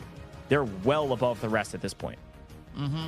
Yep, that is going to bode exceptionally well for them here. But of course, looking at the points across the board, a lot of teams managing to bag those kills, right? W Key forever. We just see FaZe Clan as well as Leviathan all sitting with 3 apiece. And of course, it all boils down to this. Loco and Articuno helping carry their team forward here with coming in with kills apiece. Of course, Widows with a strong contribution there for Leviathan. Yep, I would say a very, very satisfying Brakkesh that we've had, right? I mean, we've seen Brakkesh go in a whole bunch of different directions, and I definitely like where this one went. As we now take a look over on the top damage dealers, and it's still very, very consistent. Yeah, big shout to Widows again from Leviathan, finding those scrap kills at the very end, but also some really interesting team fights. I actually liked what Leviathan did at the end when they had a duo wrapping around the outside. They just got killed by the man, the myth, the legend from the MW Rapids with the So Crab still top assist for WKF, even though they had a tough engagement. Still found some decent damage and assists across the board, a couple kills, but it was Rapids finding his way to 2 million total assets because he was the only player to extract. His team got wiped. He bailed. He got the got 2 kills with it, and then left the lobby. Hey, man, I'll take it as a solo, but Articuno is going to be our match MVP. Picks up the brick, yes, with the team, but 3 kills, nearly 700 damage, and an assist. Certainly well earned from these guys. This is a very strong roster, and they've got a very strong start to their 3rd match overall in the group stages. Man, DK, that was a fun one. Like you said, listen, Brakkesh goes a couple different ways. This one still stayed aggressive, which I really like to see. Aggression is key at the end of the day, right? The team score points because they get the kills. We see Mandelbricks getting decoded and quite a bit of fighting happening around that. But unfortunately, we're not going to be seeing that in our next round, though. Oh, we're not. We may see some fights. It's going to be sneaky fights, though. We're going to Tide Prison, all right? Let's see how aggressive these teams get. It'll be our next and last eco round. You're not going to want to miss it. We're going to head to a very short break. When we come back, let's see who gets the next high-caliber weapon or maybe the most kills. Two members, now the odds are in their favor, 2v1. Everything getting spammed away, and NT getting a little... So, hang on a second, NL! Look at that! It's an absolute sweat! Shocker or not? For the last remaining 3 BOV, they find 2 instant knocks. The Elm's gonna be hopping off that.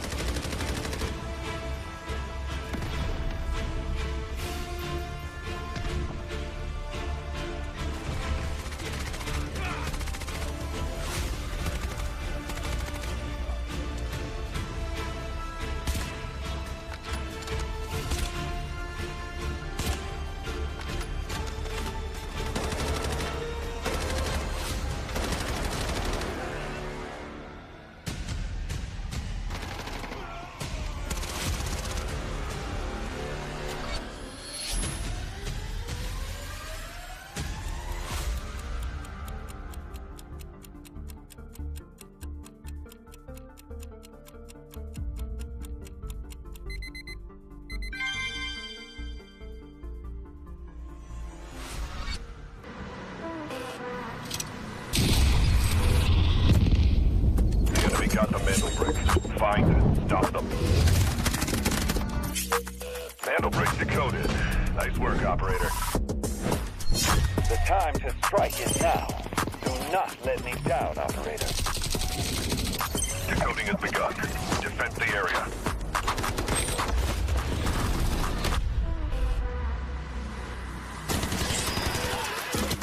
Is about to take the first hit to break up the tournament. And they're going to do it. What goes around comes around. Not gonna do very much though. You get barrel stuff. Skydie is getting aggressive. See what I did there? You ain't seen nothing yet. Let's knock them off their feet. There's so much damage in there. It is.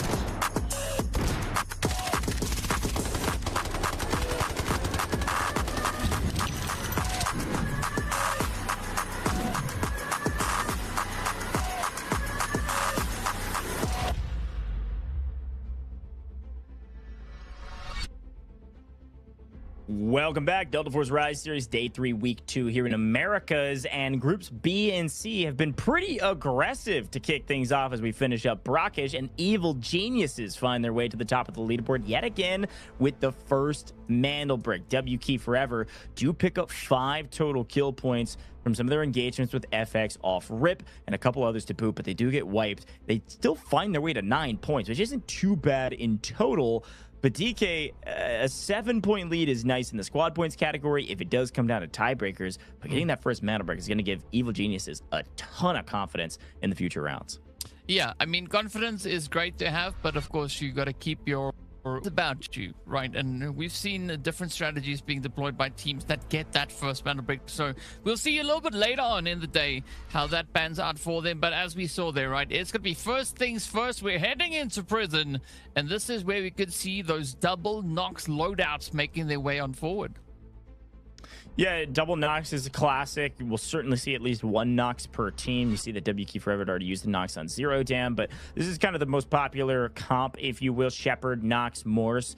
You see all 3 of these operators quite aggressively in Tide Prison for several reasons. One, Morse is just so nice to pick up some intel, especially for teams that are trying to creep around the map. And then Nox, we all know, when his footsteps go silent, crazy things can happen. So that'll happen a ton. And then Shepard has a ton of value just in zoning off positions on the map. Tide Prison is one of those where everything is so small and so chaotic. There's verticality to it, and there's these tight corridors. It's a lot of CQB that when you have engineers like Shepard holding down with Sonic Trap, ult, or whatever you need, it's going to be very difficult to actually take a push into a room with a team that has a Shepard. So keep that in mind as we take a look at our operator choices. There should be some other operators that pop up, but Tide Prison is our second eco round. And DK, what that means for our viewers is, yes, we talk about spawns and T1 spawns being the most valuable, but on Tide Prison, if you get the T1 spawn, it's kind of like a dang it, because that means you will not have the tier 1 spawn going into Space City. It's the only rule with our spawn, so nobody can fully predict who is where.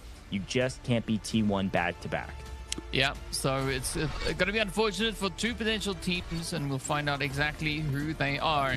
But it is go time as we are going to be getting ourselves into the whole situation here. It's going to be a lot of that looting and scooting before we can see a lot of the shooting going through. The teams now have the opportunity, that final opportunity, to build up the economy once we get into Space City. That is where it all then comes to play. But for now, yeah, it is going to be go, go, go. I want to see one thing though. Evil Geniuses may be staying away from zip lines. Zip lines can be deadly if you're not paying attention. That's definitely the case. Let's get into round 3, folks. Now, a couple things about Tide Prison. Yes, it may play very slow. Yes, the rats will be in. No question about that. There's also a couple different mechanics here with Tide Prison. The first being that the way you get the or the M82, it is random, is by paying attention of that GTI supply mission. Okay, so you see that mission, it's down bottom center of the map near Warden's office. That GTI supply mission will pop and be available here in about 4.5 minutes. If you do that mission, that's how you're granted the high caliber weapons. So watch out for that. There is still a second airdrop that has some decent loot, but in terms of the RNG we're finding in those these days, not worth a crazy amount. What is worth a crazy amount? Marino, 1.5 mil, finding it finally here on Tide Prison. I mean, that is a phenomenal find to see come through already. We've seen now 4 reds being picked up right in the first few moments of this round. So absolutely love where this is going. Let's see whether or not Tamiozo is going to be surprising us with a few additional reds here. Ooh, there we go. I found one of those as well. Yeah, it's a pretty decent play for the side of FX as they are finding a lot of loot all over the place. But now the big question is who's going to be utilizing the most out of their operators here? Because look at Leviathan. They're the only team that opted to not go for that knock picks. Yeah, that is surprising. There's hardly been a map as MW also finds 1.3 mil there off screen. This is maybe one of the first times we see a team not run that Nox. I don't know if they have a plan for him or just don't like him or prefer the comp that they're running right now, but be interesting to see how that pays off to be running Gizmo in the mix there with Shepard and Morse. But interesting stuff. Evil Genius is taking the zip line, not heeding DK's words and not getting punished for it yet, which is nice. They're going to rotate all the way around to the other side of the map and come through southeastern side into the main building potentially, or actually maybe go up to the ridge. But more reds being found. Again, this is eco round, economy round. Goal is to get your money up. I will say it again, though. I know these reds are nice and beautiful and pretty, and they certainly do help because supply points are great as Rapids finds some more alligator head off screen. 0.5 mil. Kills, every kill. 800K. So best way to get your money up is wipe some other teams in the lobby, man. I want to see some action. Yes, sir. But, yeah. Of course, for the zips, it's only the vertical zips, right? The horizontal zips, they're fine, right? And of course, the one in particular I'm referring to is the one where we see FX right now, right? That big old zip going up and down. Where we saw the crazy fight happening in the tunnel. Yeah, I'm curious to see if anybody is going to maybe get themselves caught in that same kind of setup here today. But for the time being, though, it is looking pretty good as Leviathan Widows is going to be finding our second pocket watch. Ooh, there comes the Rolexes as well. And I mean, these players currently have a lot of time on their hands. Yeah, there's no reason not to loot. I mean, these extra points, we've seen tiebreakers come down to, yeah, of course, overall squad points, but also even just the difference in supply points. Like teams will have similar kills and it'll come down to supply points. Every 2 million that you get in your total stash is worth a point. That includes the technicality you get from kills, yes, but also the loot that you find on the map. So these little moments of finding reds and pushing yourselves up to 2 million like FX has, that's an extra point, and that goes a long way. I do want to take a moment too to shout out Marino, by the way. I know he had a tough luck there breaking his legs not too long ago after getting put to 1 HP on Brakkesh, but Marino is actually technically not a part of the starting roster for this FX team. They have a larger roster that they kind of rotate through. I don't necessarily know that he's technically a substitute, but is somebody that didn't start at the very beginning of group stages. So to see Marino starting is great. He actually also traveled with FX to DFIW, playing on the Warfare game as well, as part of that roster and as a sub. So long history at Delta Force in both modes, and a great guy as well. So shout out to FX. Let's see what they're able to do today. So what you're trying to say is that Marino is skilled in Delta Force, period. Yeah, that's exactly right. Yeah. There we go. I mean, I'm excited to see what Marino could be bringing through here. Of course, that introduction on Brakkesh was a little bit rough, but you know what? It's all about how you get up. Unfortunately, not having your legs broken anymore does make things considerably easier moving through the rest of this round. But now it is still going to be a predominant focus on loot. We can see 2 teams already getting a point on the board, at least with regards to with the loot. If they can actually get it out, right? That is going to be FX and MW sitting on 2 and 3.3 mil respectively. So pretty decent session that they've been having so far.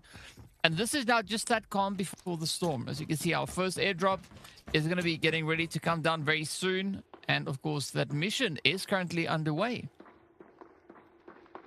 Yeah, mission underway. This is going to be Leviathan likely picking that up, as they're the team that is closest to it.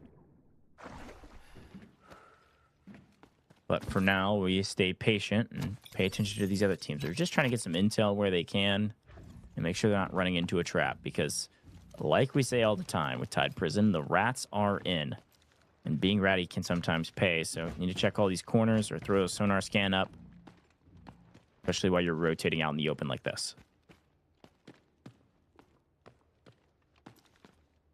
Information is key. That is always the thing here, and let's see what is going to be happening as FaZe now is very, very cautious as they move through the tunnels. Meanwhile, Articuno is going to be big chilling here. I think they might be hopefully trying to pick somebody up that is going to be trying to go for that extraction, because they've put zero effort into looting, right? They've got 15k to their name right now. So it doesn't seem like they are going to be focusing too heavily on getting their hands on the loot first. They'll instead wait for the loot to make its way over to them. Patience is a virtue here on Tide Prison. We can respect that. We slow creep around. So it actually looks like WKF. Got some C4 planted. They're doing a little bit of looting of their own. Let's see it. It's going to be Lapua ammo. So I thought it was Leviathan that had grabbed the mission down below, but I think it was WKF that grabbed the mission on the north side. So they actually are the ones that finish up the GTI supply mission, then find the Great pickup there. AWM is going to be extremely valuable in the next round. I mean, you can use it this round if you're trying to just get some points on the board, but usually we would see a team like WKF use it if they have to, and if they don't, maybe take it out of bagless underwater. Yeah, you got to play this very, very calculated. I mean, several points of value that you can find here. There we go, getting the cue that the airdrops have all been deployed, as we do see the big old airdrop is going to be incoming. Where is it going to go? Ooh, this is a position that could maybe put a little bit of heat coming over for the side here of the Evil Geniuses, right? Because the airdrop is going to be landing just to their west, especially now with FX up on the hillside trying to make their way through the water. Considering that water extraction, this could be an interesting one. Let's take a look and listen in on what they're saying. That's in library? That's in library? Oh no, that's loading. That's loading to outside. They might be coming for this airdrop. We might be able to route the shot of this. That's 100% in loading. It's literally right there. Bro, I want to go left, but there's a fucking shark. If you have an SKS, you can just, it doesn't matter. You don't even need to, you just spam these guys in the water. Yeah, but I want to be left so I can, like, actually have a good angle. I guess, then.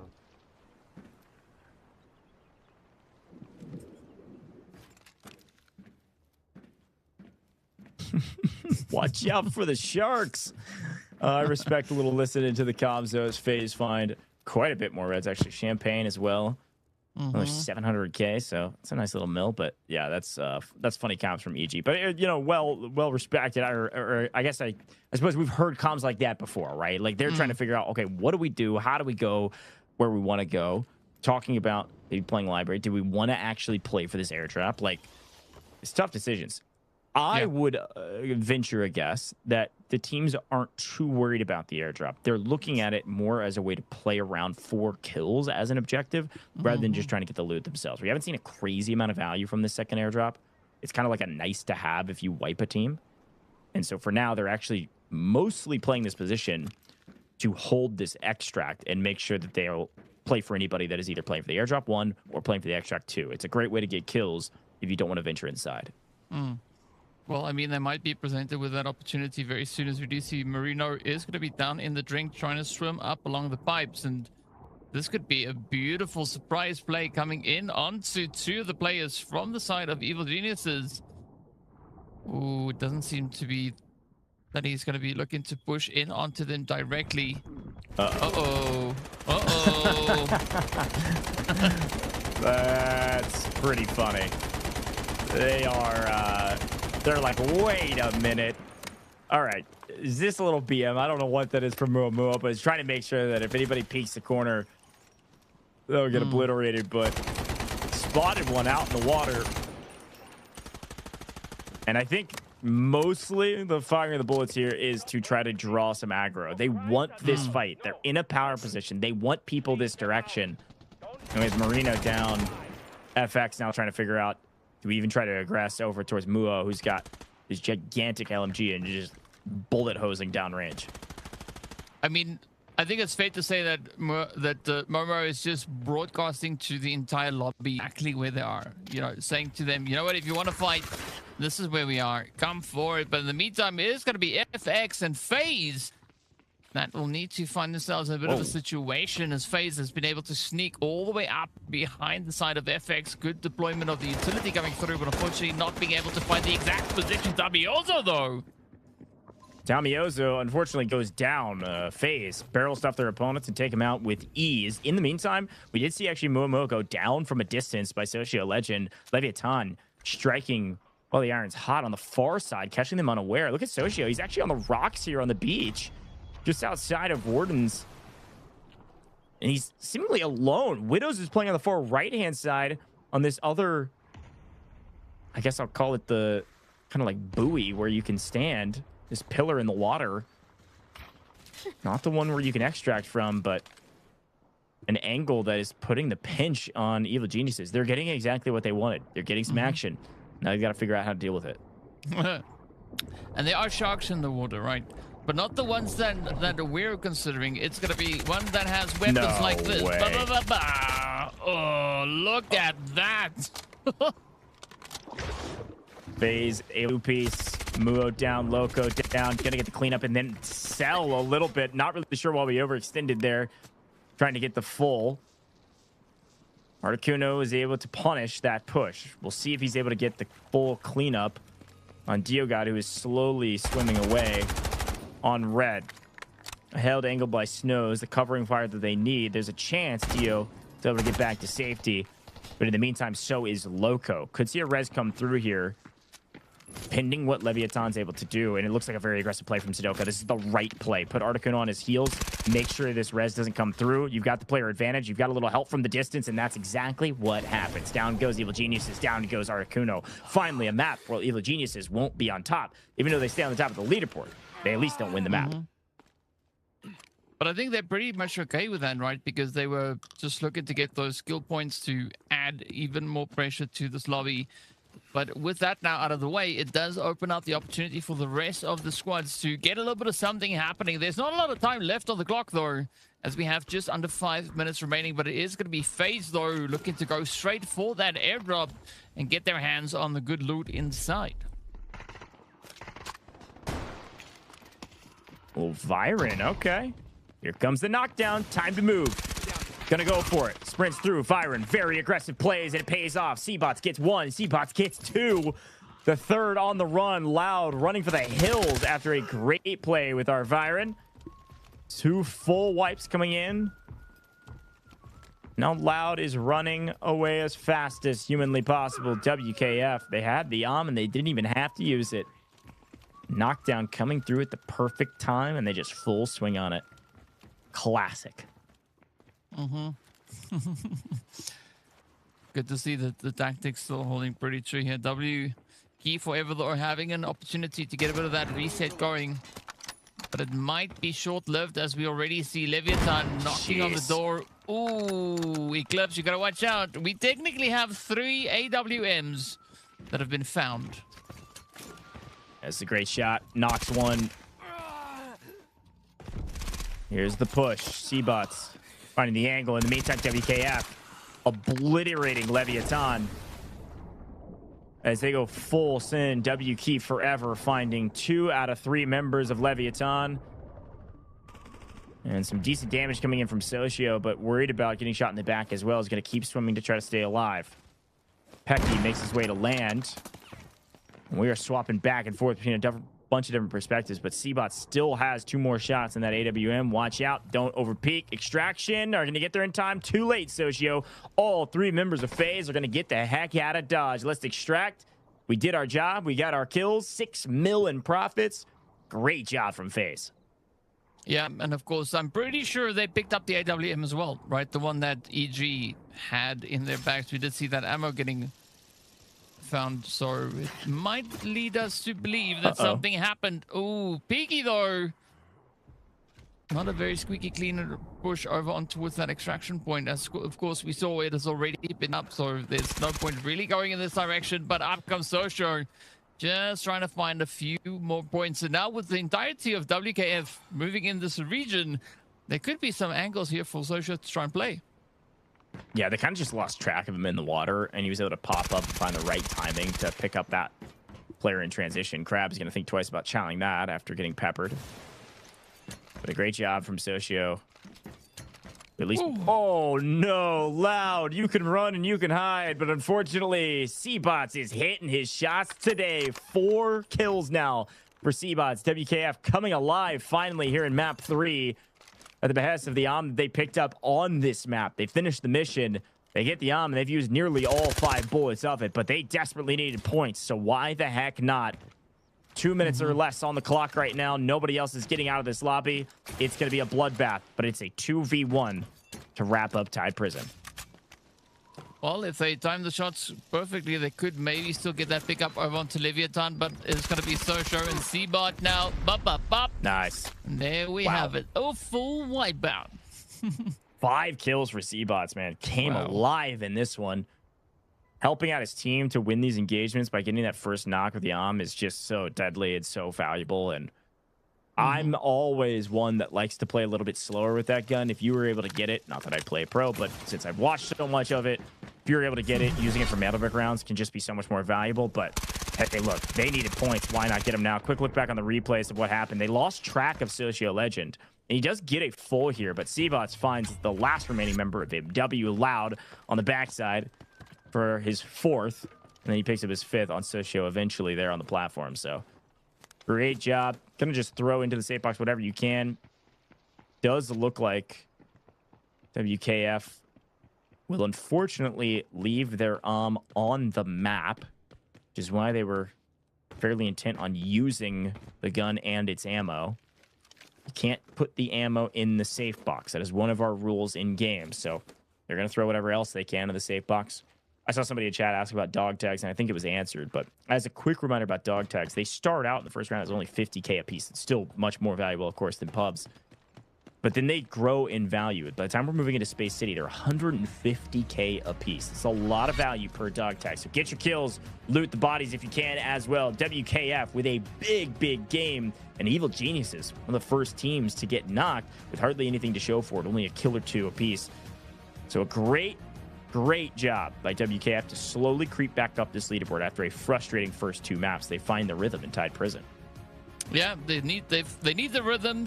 They got the flow, and now we need to see how they're going to look to implement that moving into the remainder of the day, because that is the end of eco runs right now. It is going to be just Mandelbrick, Mandelbrick, Mandelbrick. So FaZe Clan coming through with a beautiful setup here. 5 kills going their way. A decent chunk of change as well, as they do get that extraction and the AWM. So curious to see how they're going to look to utilize that moving forward from here. But yeah, overall, I'd say a very decent run coming through from the FaZe Clan. Yeah, good job from FaZe. They pick up 5. WK Forever pick up 6. But FaZe all get out, like you mentioned, with 2 mil apiece. Means they're picking up 3 points out of that 6 mil in supply points, plus the 5 kills that they got. That's a great game of Tide Prison, and a bit more of an aggressive game than we've seen in the past as well. These 2 groups playing against each other, something in the water. They want to fight, which I respect. But Seabot's the big winner in the kill category, picks up 5 using that Mr. Diogod not too far behind at 4. Next up is also on WKF, Pecky. It's a very one-sided Tide Prison, but a lot of fighting. Yeah, I mean, sometimes we got to see a little bit of that one-sidedness coming through here, but either which way it was filled with action and like where it was going. Of course, a lot of damage being brought in here by Seabots, just utilizing the living goodness out of that AWM. But things looking pretty decent across the board, though. I mean, top assists also very consistent. You can see WKF being pretty dominant here. We do see Al Snows also stepping up there for the side of FaZe. So the presence is with them, but now can they look to take it the full distance? And of course, aside from the top assists, we also are going to be taking a look to see who got the most in their bag. The top assets is going to be going over to Sidoka, that was able to find that 2.2 mil right alongside the 2.1 and the straight up 2 coming through from the rest of the team. Yeah, great job for these guys. Again, those kills are also going to net them some extra value. So a really solid, nearly double-digit map from FaZe. But WKF, they've got the MVP from the round. 5 kills with the plus a little extra. 800 nearly damage and a decent amount of assets in the safe box. Good job from WKF to come alive in Tide Prison. But folks, Tide Prison is fun in its own way. But it's time for Mandel Brick rounds, man. We're going to Space City till we're done, or we go to Game 7. And DK, I can't be more excited to see who picks up our second Mandel Brick, or who knows? Maybe it could be evil. They could pick up the second and close it out in 4. We'll see. I'm pretty sure they're going to try this, right? We've seen it before. I want to see them pull it off this time, right? That would be very, very interesting indeed. But of course, only time will tell. While we wait, be sure to go check out all the social media links there that we do have for Delta Force, and get your hands on that website as well, as you can take a look at the eSport section. They'll give you all the information about the Rise series, both for EMEA and America. So be sure to go check it out. Yeah, Two members, now the odds are in their favor, 2v1. Everything getting spammed away, and MT getting a little solo. Hang on a second, NL. Look at that, it's an absolute swing.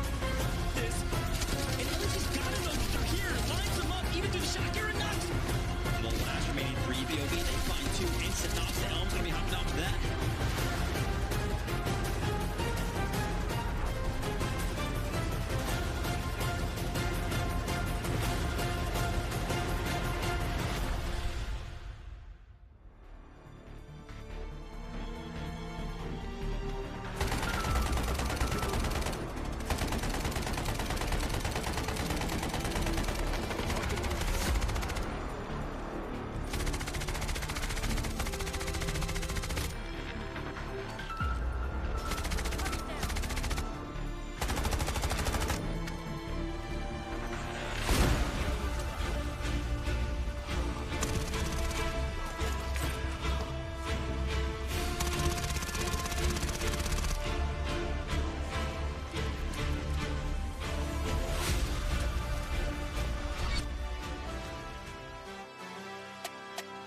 My name is Eclipse, and I play Flex. I play Smokes in the early games and Recon in the late game.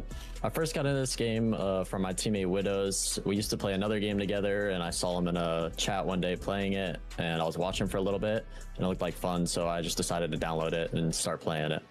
I heard about it a long time ago from like a random YouTube video, and I played a couple games in Season 1, and I didn't really have anyone to play the game with, so I didn't really touch it again until I saw Widows playing it in a VC. I found Widows from another game. We've known each other for a long time, and we started playing this game together. We found Socio Legend just through some like friends discords, and we started playing the game with him, and then we got into the scrim cord and just started practicing and ended up staying together as a team. When we all first started playing the game, we were just playing Zero Dam like anyone else, just playing the game consistently. And then we got into the scrim server, started playing scrims, started off all right, weren't winning too often. We had like a 10% win rate in our first season. And as we continued to play, we got better and better and ended up getting around a 30 to 40% win rate in the past couple scrim seasons.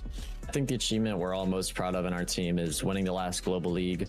We put in a lot of time practicing for that tournament. We were actively playing the game often, and we were really, really glad when it all came together and we won the last Global League.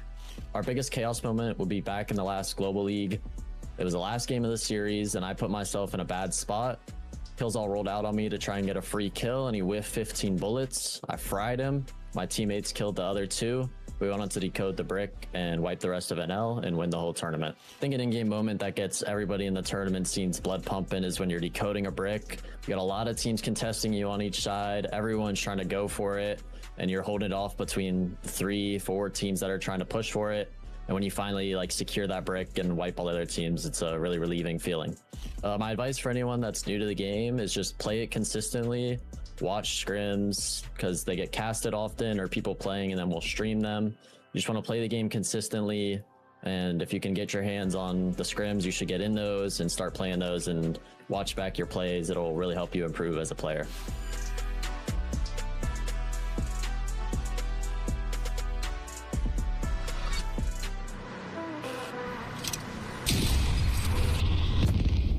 The enemy got the Mandel bricks. Find and stop them. Mandel bricks decoded. Nice work, operator. The time to strike is now. Do not let me down, operator. Decoding has begun. Defend the area.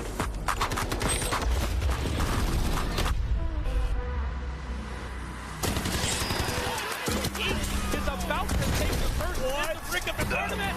They're going to do it. What goes goes around, comes around.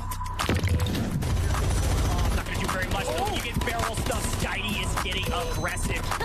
See what I did there? You ain't seen nothing yet. Let's knock them off their feet. There we go. Much damage, and there it is.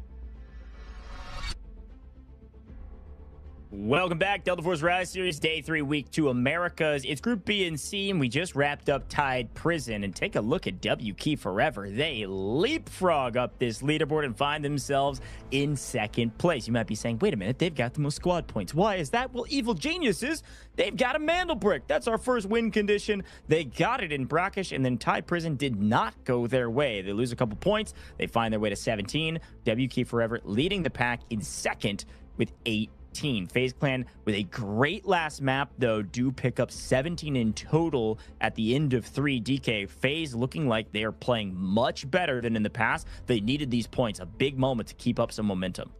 Yeah, it definitely does seem like they are looking to shift things into high gear, and that is a good kind of pacing that we have, especially seeing that we've got Space City coming in next, and it's going to be a mad dash to see if any team is going to be able to double brick themselves here today, right? That is going to be the main objective at hand, so curious to see who is going to look to get any of that going. But what we also do see is that Fluxo, they've not found themselves any kills at all today, right? They have only the 2 squad points that has come through from the supply points they've been able to secure across the first 3 rounds of the day. So Space City is going to be important for them in a different kind of way, right? They need to try and add on the aggression. They need to try and get those kill points. Heck, even to get their hands on a Mandel Brick, that'd be a bonus, but I wouldn't make that their main focus right now.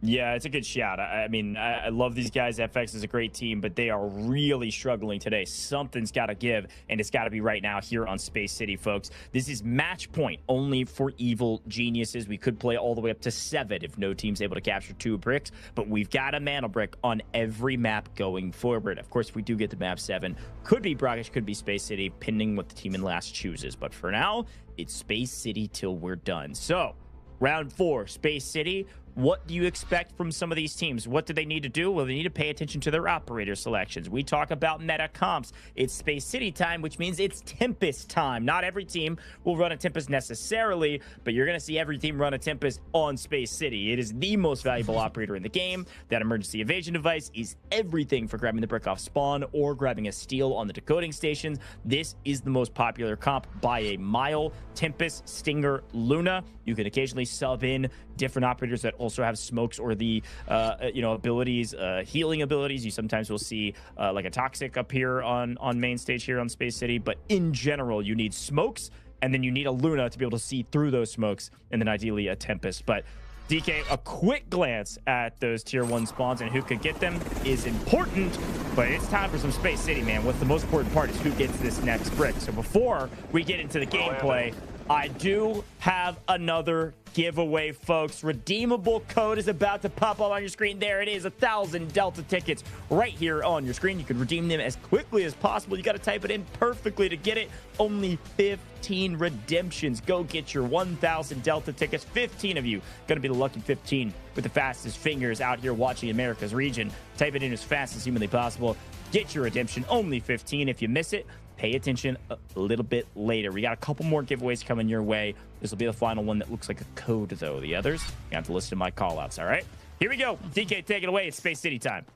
Yep, it's going to be go, go, go. And, of course, taking a look at who got our tier 1 spawns. It is going to be the side there of W Key Forever that do find themselves with an early go at that west bridge, but already the pressure being applied here from MW. I like where their heads at as they look to go straight for the aggressive play. Do find themselves the first pickup. Can they get the wrap up? Not yet, but this opens up the floodgate for the pressure now. Really well done from MW. It is the most dangerous spawn in Space City. This Westgate spawn is brutal, and they weren't quite able to sneak through the smoke in time. So losing 1 means W Key Forever is down bad right now. Either do you stick around and try to win a 2v3 so you get your buddy back, or do you leave and try to play 2v3 for the rest of the game, essentially. I think stay. I think you stay and fight. You hold MW, make them push to you, play a little bit slow. Quick look at operators. We do see that everybody's running a Tempest. Yes, WK Forever also running a Tempest. Unfortunately, the player that went down was their Tempest player. Well, WK Forever not going to be backing off of it just yet, or there might be the Tempest down. Oh, look They're at going that. to try and apply the pressure. Yeah, in the meanwhile, EG, though, get their hands on the brick, and off they go to the decode. Every time EG is in the lobby, they are usually the first team onto that mantle brick.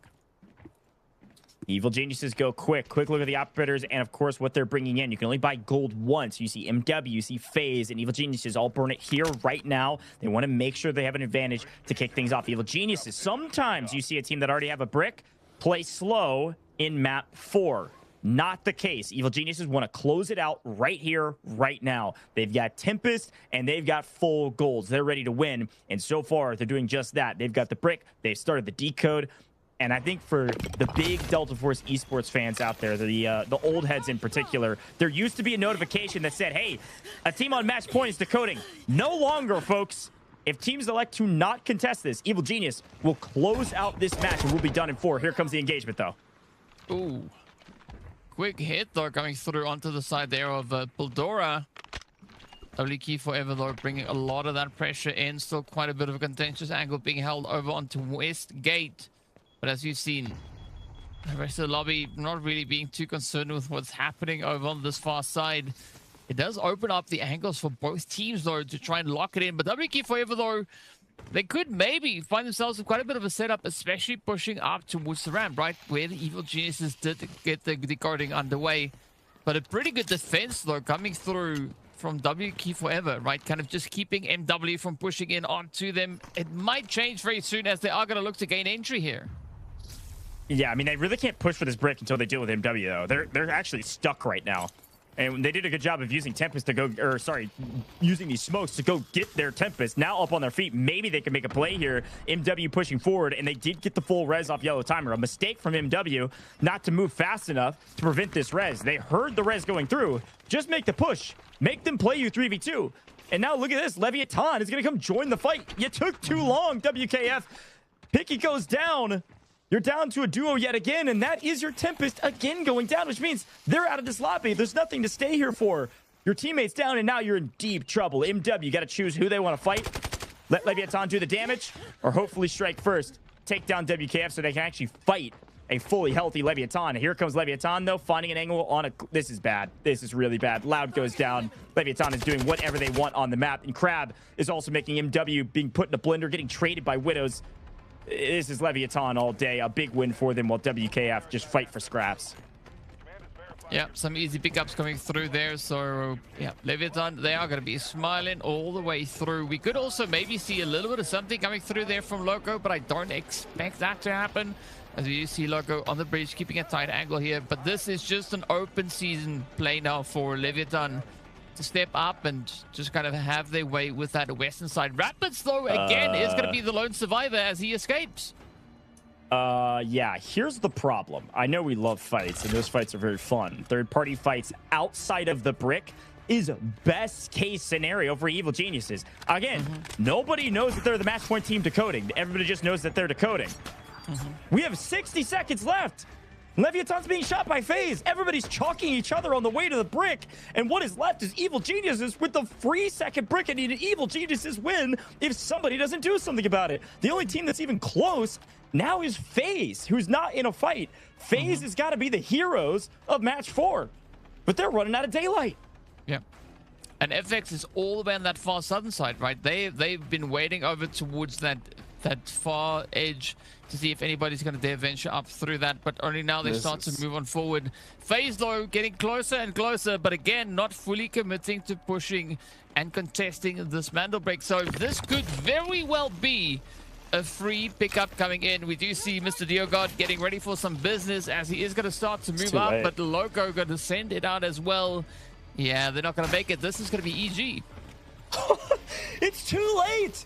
Everybody took too long. They're fighting outside the brick. They didn't know that Evil Genius had just won the match. Ladies and gentlemen, at least here in America, is the first 4-game series in the Delta Force Rise series. 2 bricks, done and dusted. Evil Geniuses feeling confident, full swing on FaZe, who came in too late to the function and are getting obliterated by an Evil Geniuses team who's already won the lobby. They're just getting the kills for the extra cash. My goodness, what a wild turn of events. Nobody can test the brick because they're all fighting each other. And now everybody else is just looking for whatever cash they can find. Placement matters here, DK, for everybody else. Who's going to get second? It's going to come down to squad points. Yep, and this is your time to double down, right? So if FX want to do a little bit of some over here, they need to step it up. They need to get involved in the fights because pretty soon there's not going to be a lot of opposition left for them to contest against. Baldora, though, going to be falling to the wayside there as we do see MW getting swept up and put away. Down to the final 4 we go. And yeah, again, FX, I think this was the missed opportunity for them, especially in this round, right? Just focusing so heavily on that far southern side. They missed all the fights. I can't. I got to stop bringing up kills on when he's not even playing. But they are perfect. They have 30 points. They have won every match they've played. And he had such an iconic quote that we have quoting because it's so dang important. And it keeps rearing its ugly head in these matches. You've got to take the game into your own hands. WKF getting cut down here. Evil Genius is just having their way with the map. You can't rely on the other teams to play the map for you. You can't rely on the other teams to stop the brick. You've got to go do it yourself. And nobody did that in this one. Everybody was hoping somebody else would do the dirty work for them. They were fighting outside. Evil Geniuses wiped WKF. Just using their player advantage and their confidence to know that they get to dictate the results of the final day of week 2. Good grief. I mean, some good players coming through here, but of course, you know, on the topic of free decodes, that's exactly what happened with SSG yesterday as well on their first mantle brick, right? They got a free decode because everybody else was focusing on each other.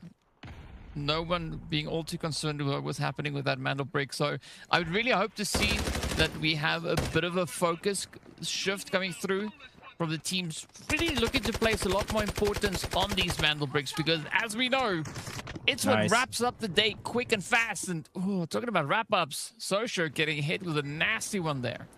Yeah, he had a really good angle actually on Muo, but Articuno made a strong play over the top side. They weren't expecting him on here.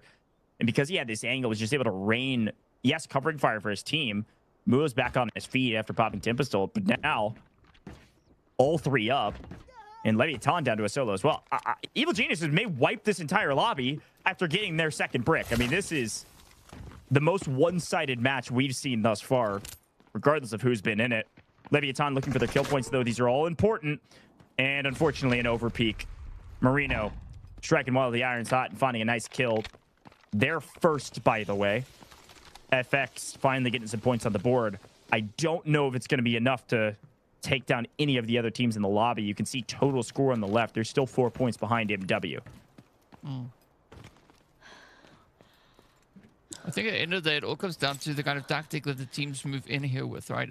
Are they coming in with a sole focus on aggression, or are they going to look to try and win the day? It does seem like each approach was to win the day. FX, though, and the rest of the lobby seems like they might have had a little bit of a different approach here to try and score points through predominantly focusing on getting those kills in. I mean, for FX, though, not a bad run. Damiozo was able to get 1 in. We've not seen much come through for Marino just yet. But there could be a few up for grabs here. Loco, though, ooh, on the money with the response. And that is going to be Evil Geniuses walking away currently with 7 kills to their name. We needed this.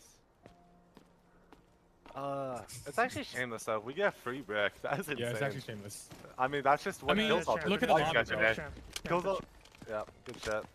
Just run extract. We don't have to loot. Money means nothing. Squad points, no? No. Oh yeah, it might come down to that actually. For a second. Yeah, we should. I guess we just milk through the lobby. Just a little bit. Just a little. Yeah, I'll just go to the bridge bodies. Good shit. Artie, you're MVP. I think you have most kills. You're about to have to do the interview. What's up? I did not want to do that. I lost my voice. No, you have to, bro. You're MVP. We're sending Mumu then. Mumu's the PR. No, we're sending Loco, bro. No. I have social anxiety. I don't, but I'll pretend. Shit. And free brick, but I don't want to. please don't make me. Can we just go extract?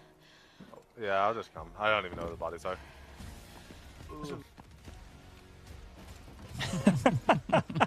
Hilarious. Listen in there right after the end of a game that, as they said so bluntly, a free brick. That's exactly what it was. And they were just laughing and talking. They did bring up an interesting point while we have a second, folks. Yes, standings do matter. DK highlighted it at the top of the show. We've got group stage standings where if you get first place and you get both bricks, which is exactly what Evil Geniuses did today, they pick up 10 points. Can I remind you, Evil Geniuses going into this competition were at 4th.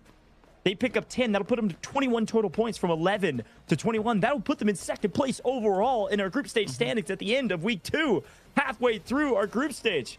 This is a big moment for them, and the rest of the teams are scrambling and scraping for any points they can get their hands on, but Evil Geniuses kill them all. It's gonna come down to the mathematicians behind the scenes to figure out who's going to be 2nd, 3rd, 4th, and 5th, and 6th, because the rest of the teams, they're not alive, DK. They've got no say in things. And that just shows the importance of playing a good game all the way across the board, right? I mean, Evil Geniuses, they had a master plan in mind here, and they just stepped up. They fully capitalized on what the lobby was doing, and they walked away. Really wrap up on the day here, and as you said, those points going to just go the distance for them, and it is going to potentially put them all the way up in 2nd, so a lot to look forward to. Yeah, really well done. They had the best team, no question about it. Picked up 7 kills on the map. Got the mantle break extracted as well. How about 6 million in the gentlemen, or nearly so. Really well done. They talked about squad points mattering, and yes, they do. We'll talk a little bit more about that when we see our group stage leaderboards, but in general, when you double brick like this, especially when you go perfect in a match, the first time we've seen a team actually go perfect, they pick up the mantle brick in 2 and then round 4, and we're done already. This is big for them because it also prevents the other teams from picking up any extra points. Nobody else picks up a mantle brick point for their group stage rankings. This is the most dominant performance we've seen thus far, and it's at the back of a guy like this, Articuno, making great calls, great plays, finding nice flanks, finding high ground positions on some interesting fights, but also just making the call. Let's get to the brick and immediately plant it. Let's go all gold on round 4. Let's go for the win, and they secure it.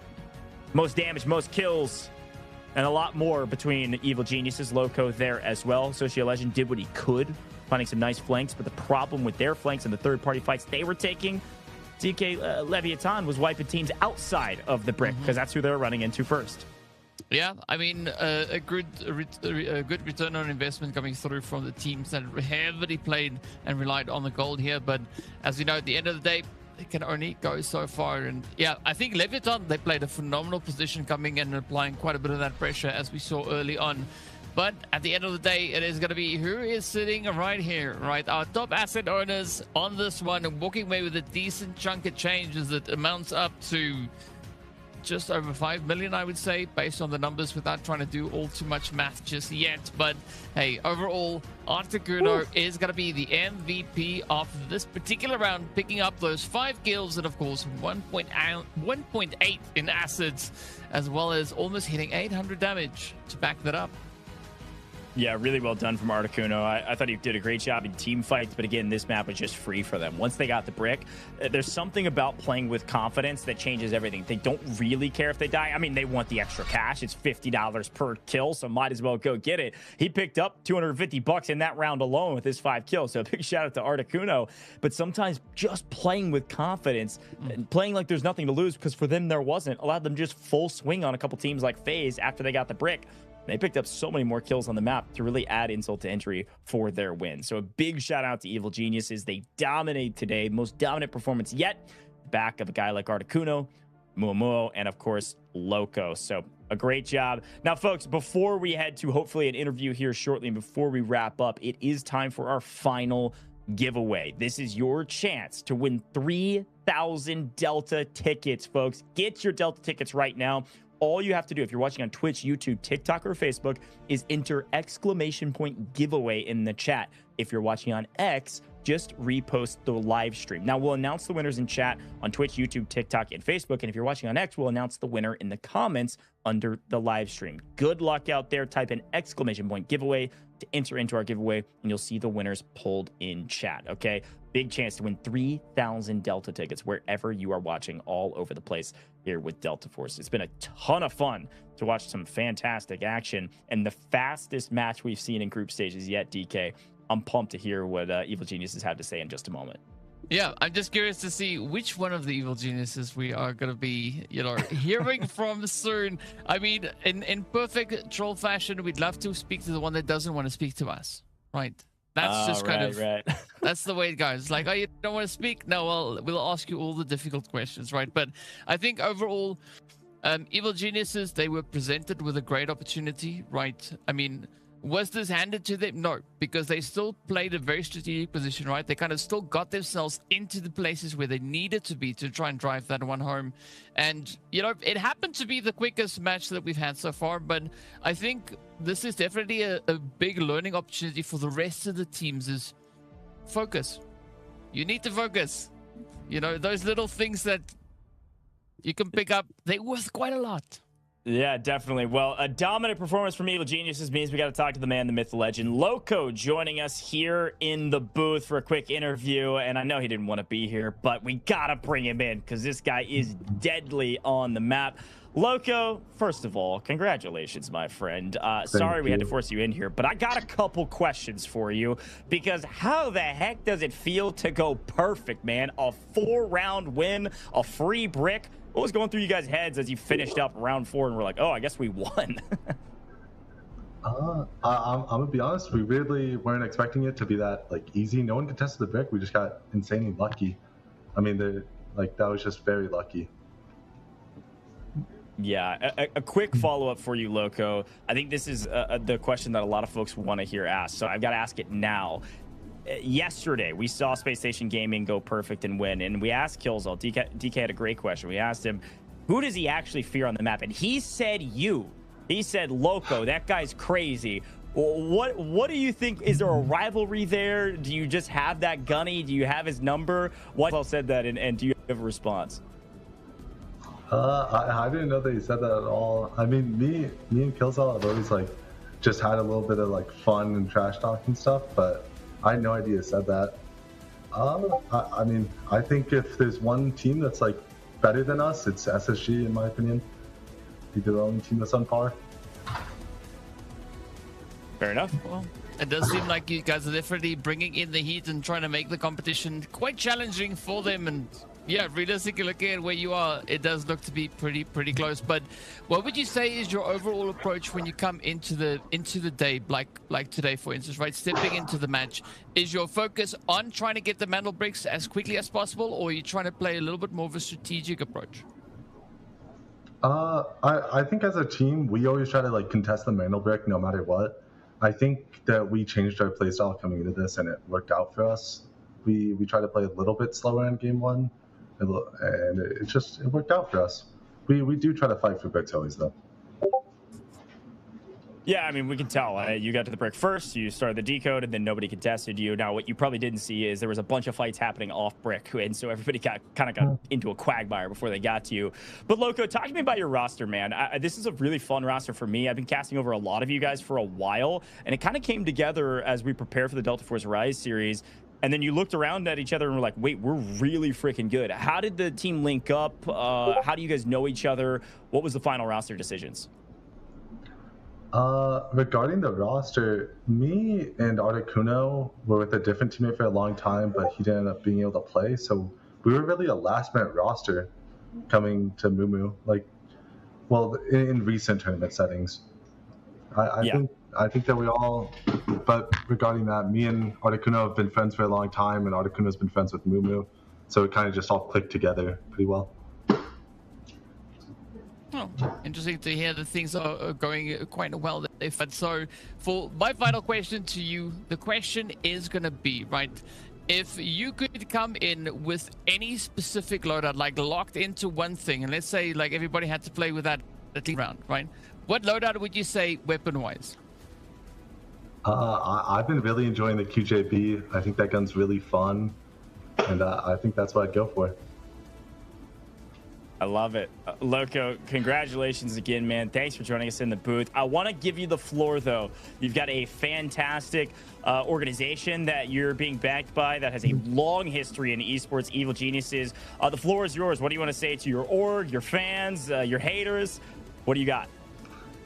I just want to say I really appreciate EG for giving us this opportunity. And I wanted to also shout out Grimmy. He's been encouraging us and very supportive to us for a very long time. I really appreciate him. And then regarding the haters, I don't think I really have any. I think I'm just pretty chill with everybody. I love it, man. Evil Geniuses, Grimmy, the GOAT. Yeah, okay, there you go. You got one hater you want to shout out, man. Congratulations again. Seriously, this is a big moment for you guys. You should move into second place overall in the group stage standings, and I'm sure we'll see very much more from you guys next week. So cheers, and good luck out there. Yeah, I appreciate it. Thank you. All right, cheers. That's Loco, Evil Geniuses. DK, I'm sorry I stole your question about Killzall, but it was nagging on the back of my brain because that guy is good, man. Loco is scary, and if Killzall is afraid of him, then I think everybody else should be as well. Evil Geniuses dominate today.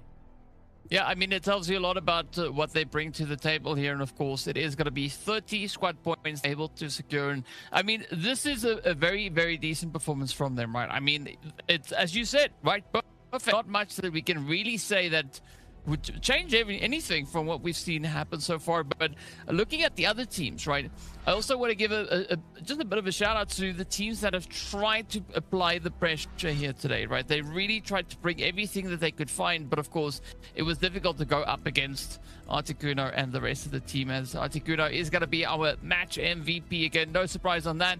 9 overall kills going his way, as well as 11.4 in assets and almost hitting 2,400 damage. So a very big contribution being made by him for the team there. But as we know, at the end of the day, the team is going to be quite happy with where they are currently situated, all the way up in that second place. Hard work has paid off for them. But of course, as I was saying, right, looking at the rest of the teams, they see where they are now, and they know exactly what they need to focus on coming into the next few days of play. Yeah, and it's super interesting to see our new overall leaderboard because it tells the full story of where we're at. Evil Geniuses and Spacestation Gaming have felt like the top two teams, and now they officially can say that they are. Team Liquid have been slaying out like crazy. Look at that total kill points, still technically in first at 62 over Spacestation Gaming 60.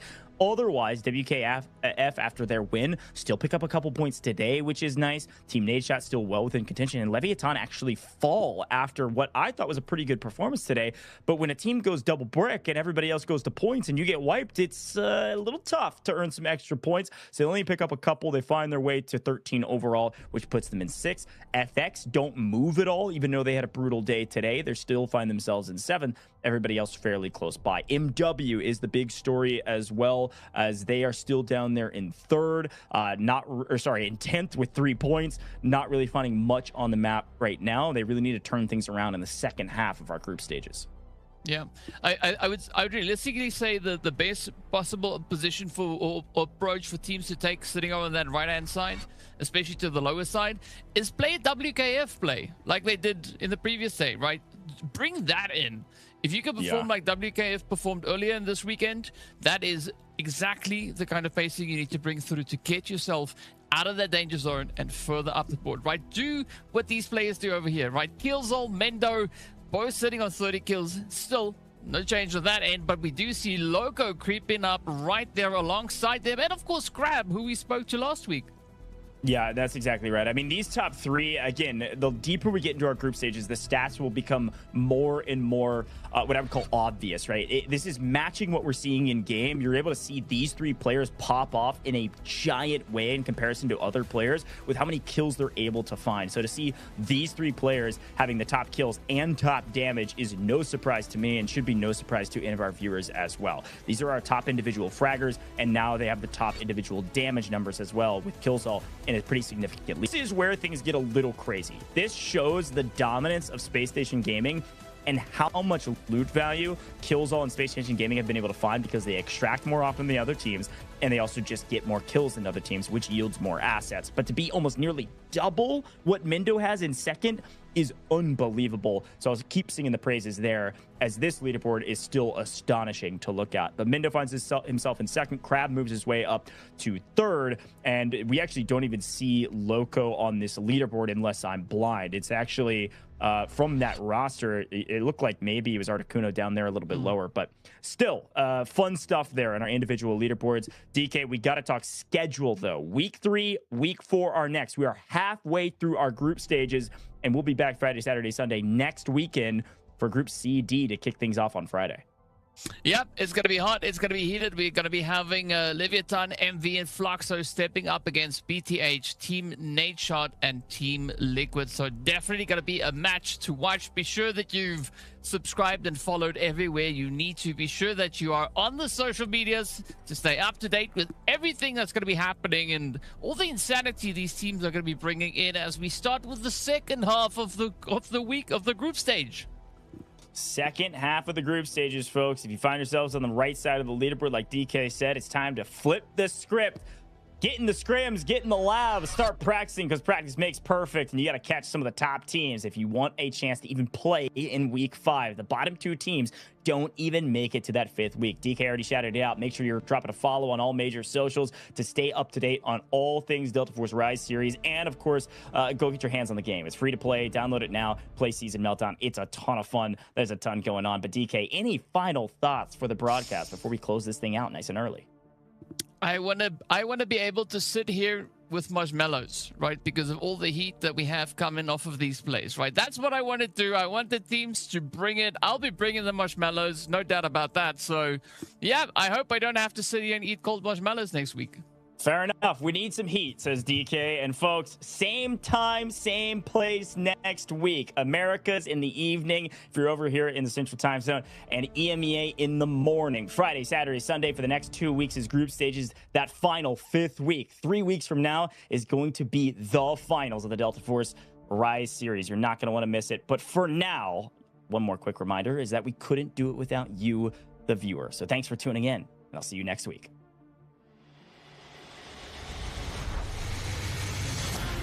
Members, now the odds are in their favor, 2v1. Everything getting spammed away, and MT getting a little solo. Hang on a second, NL. Look at that. It's an absolute sweep. This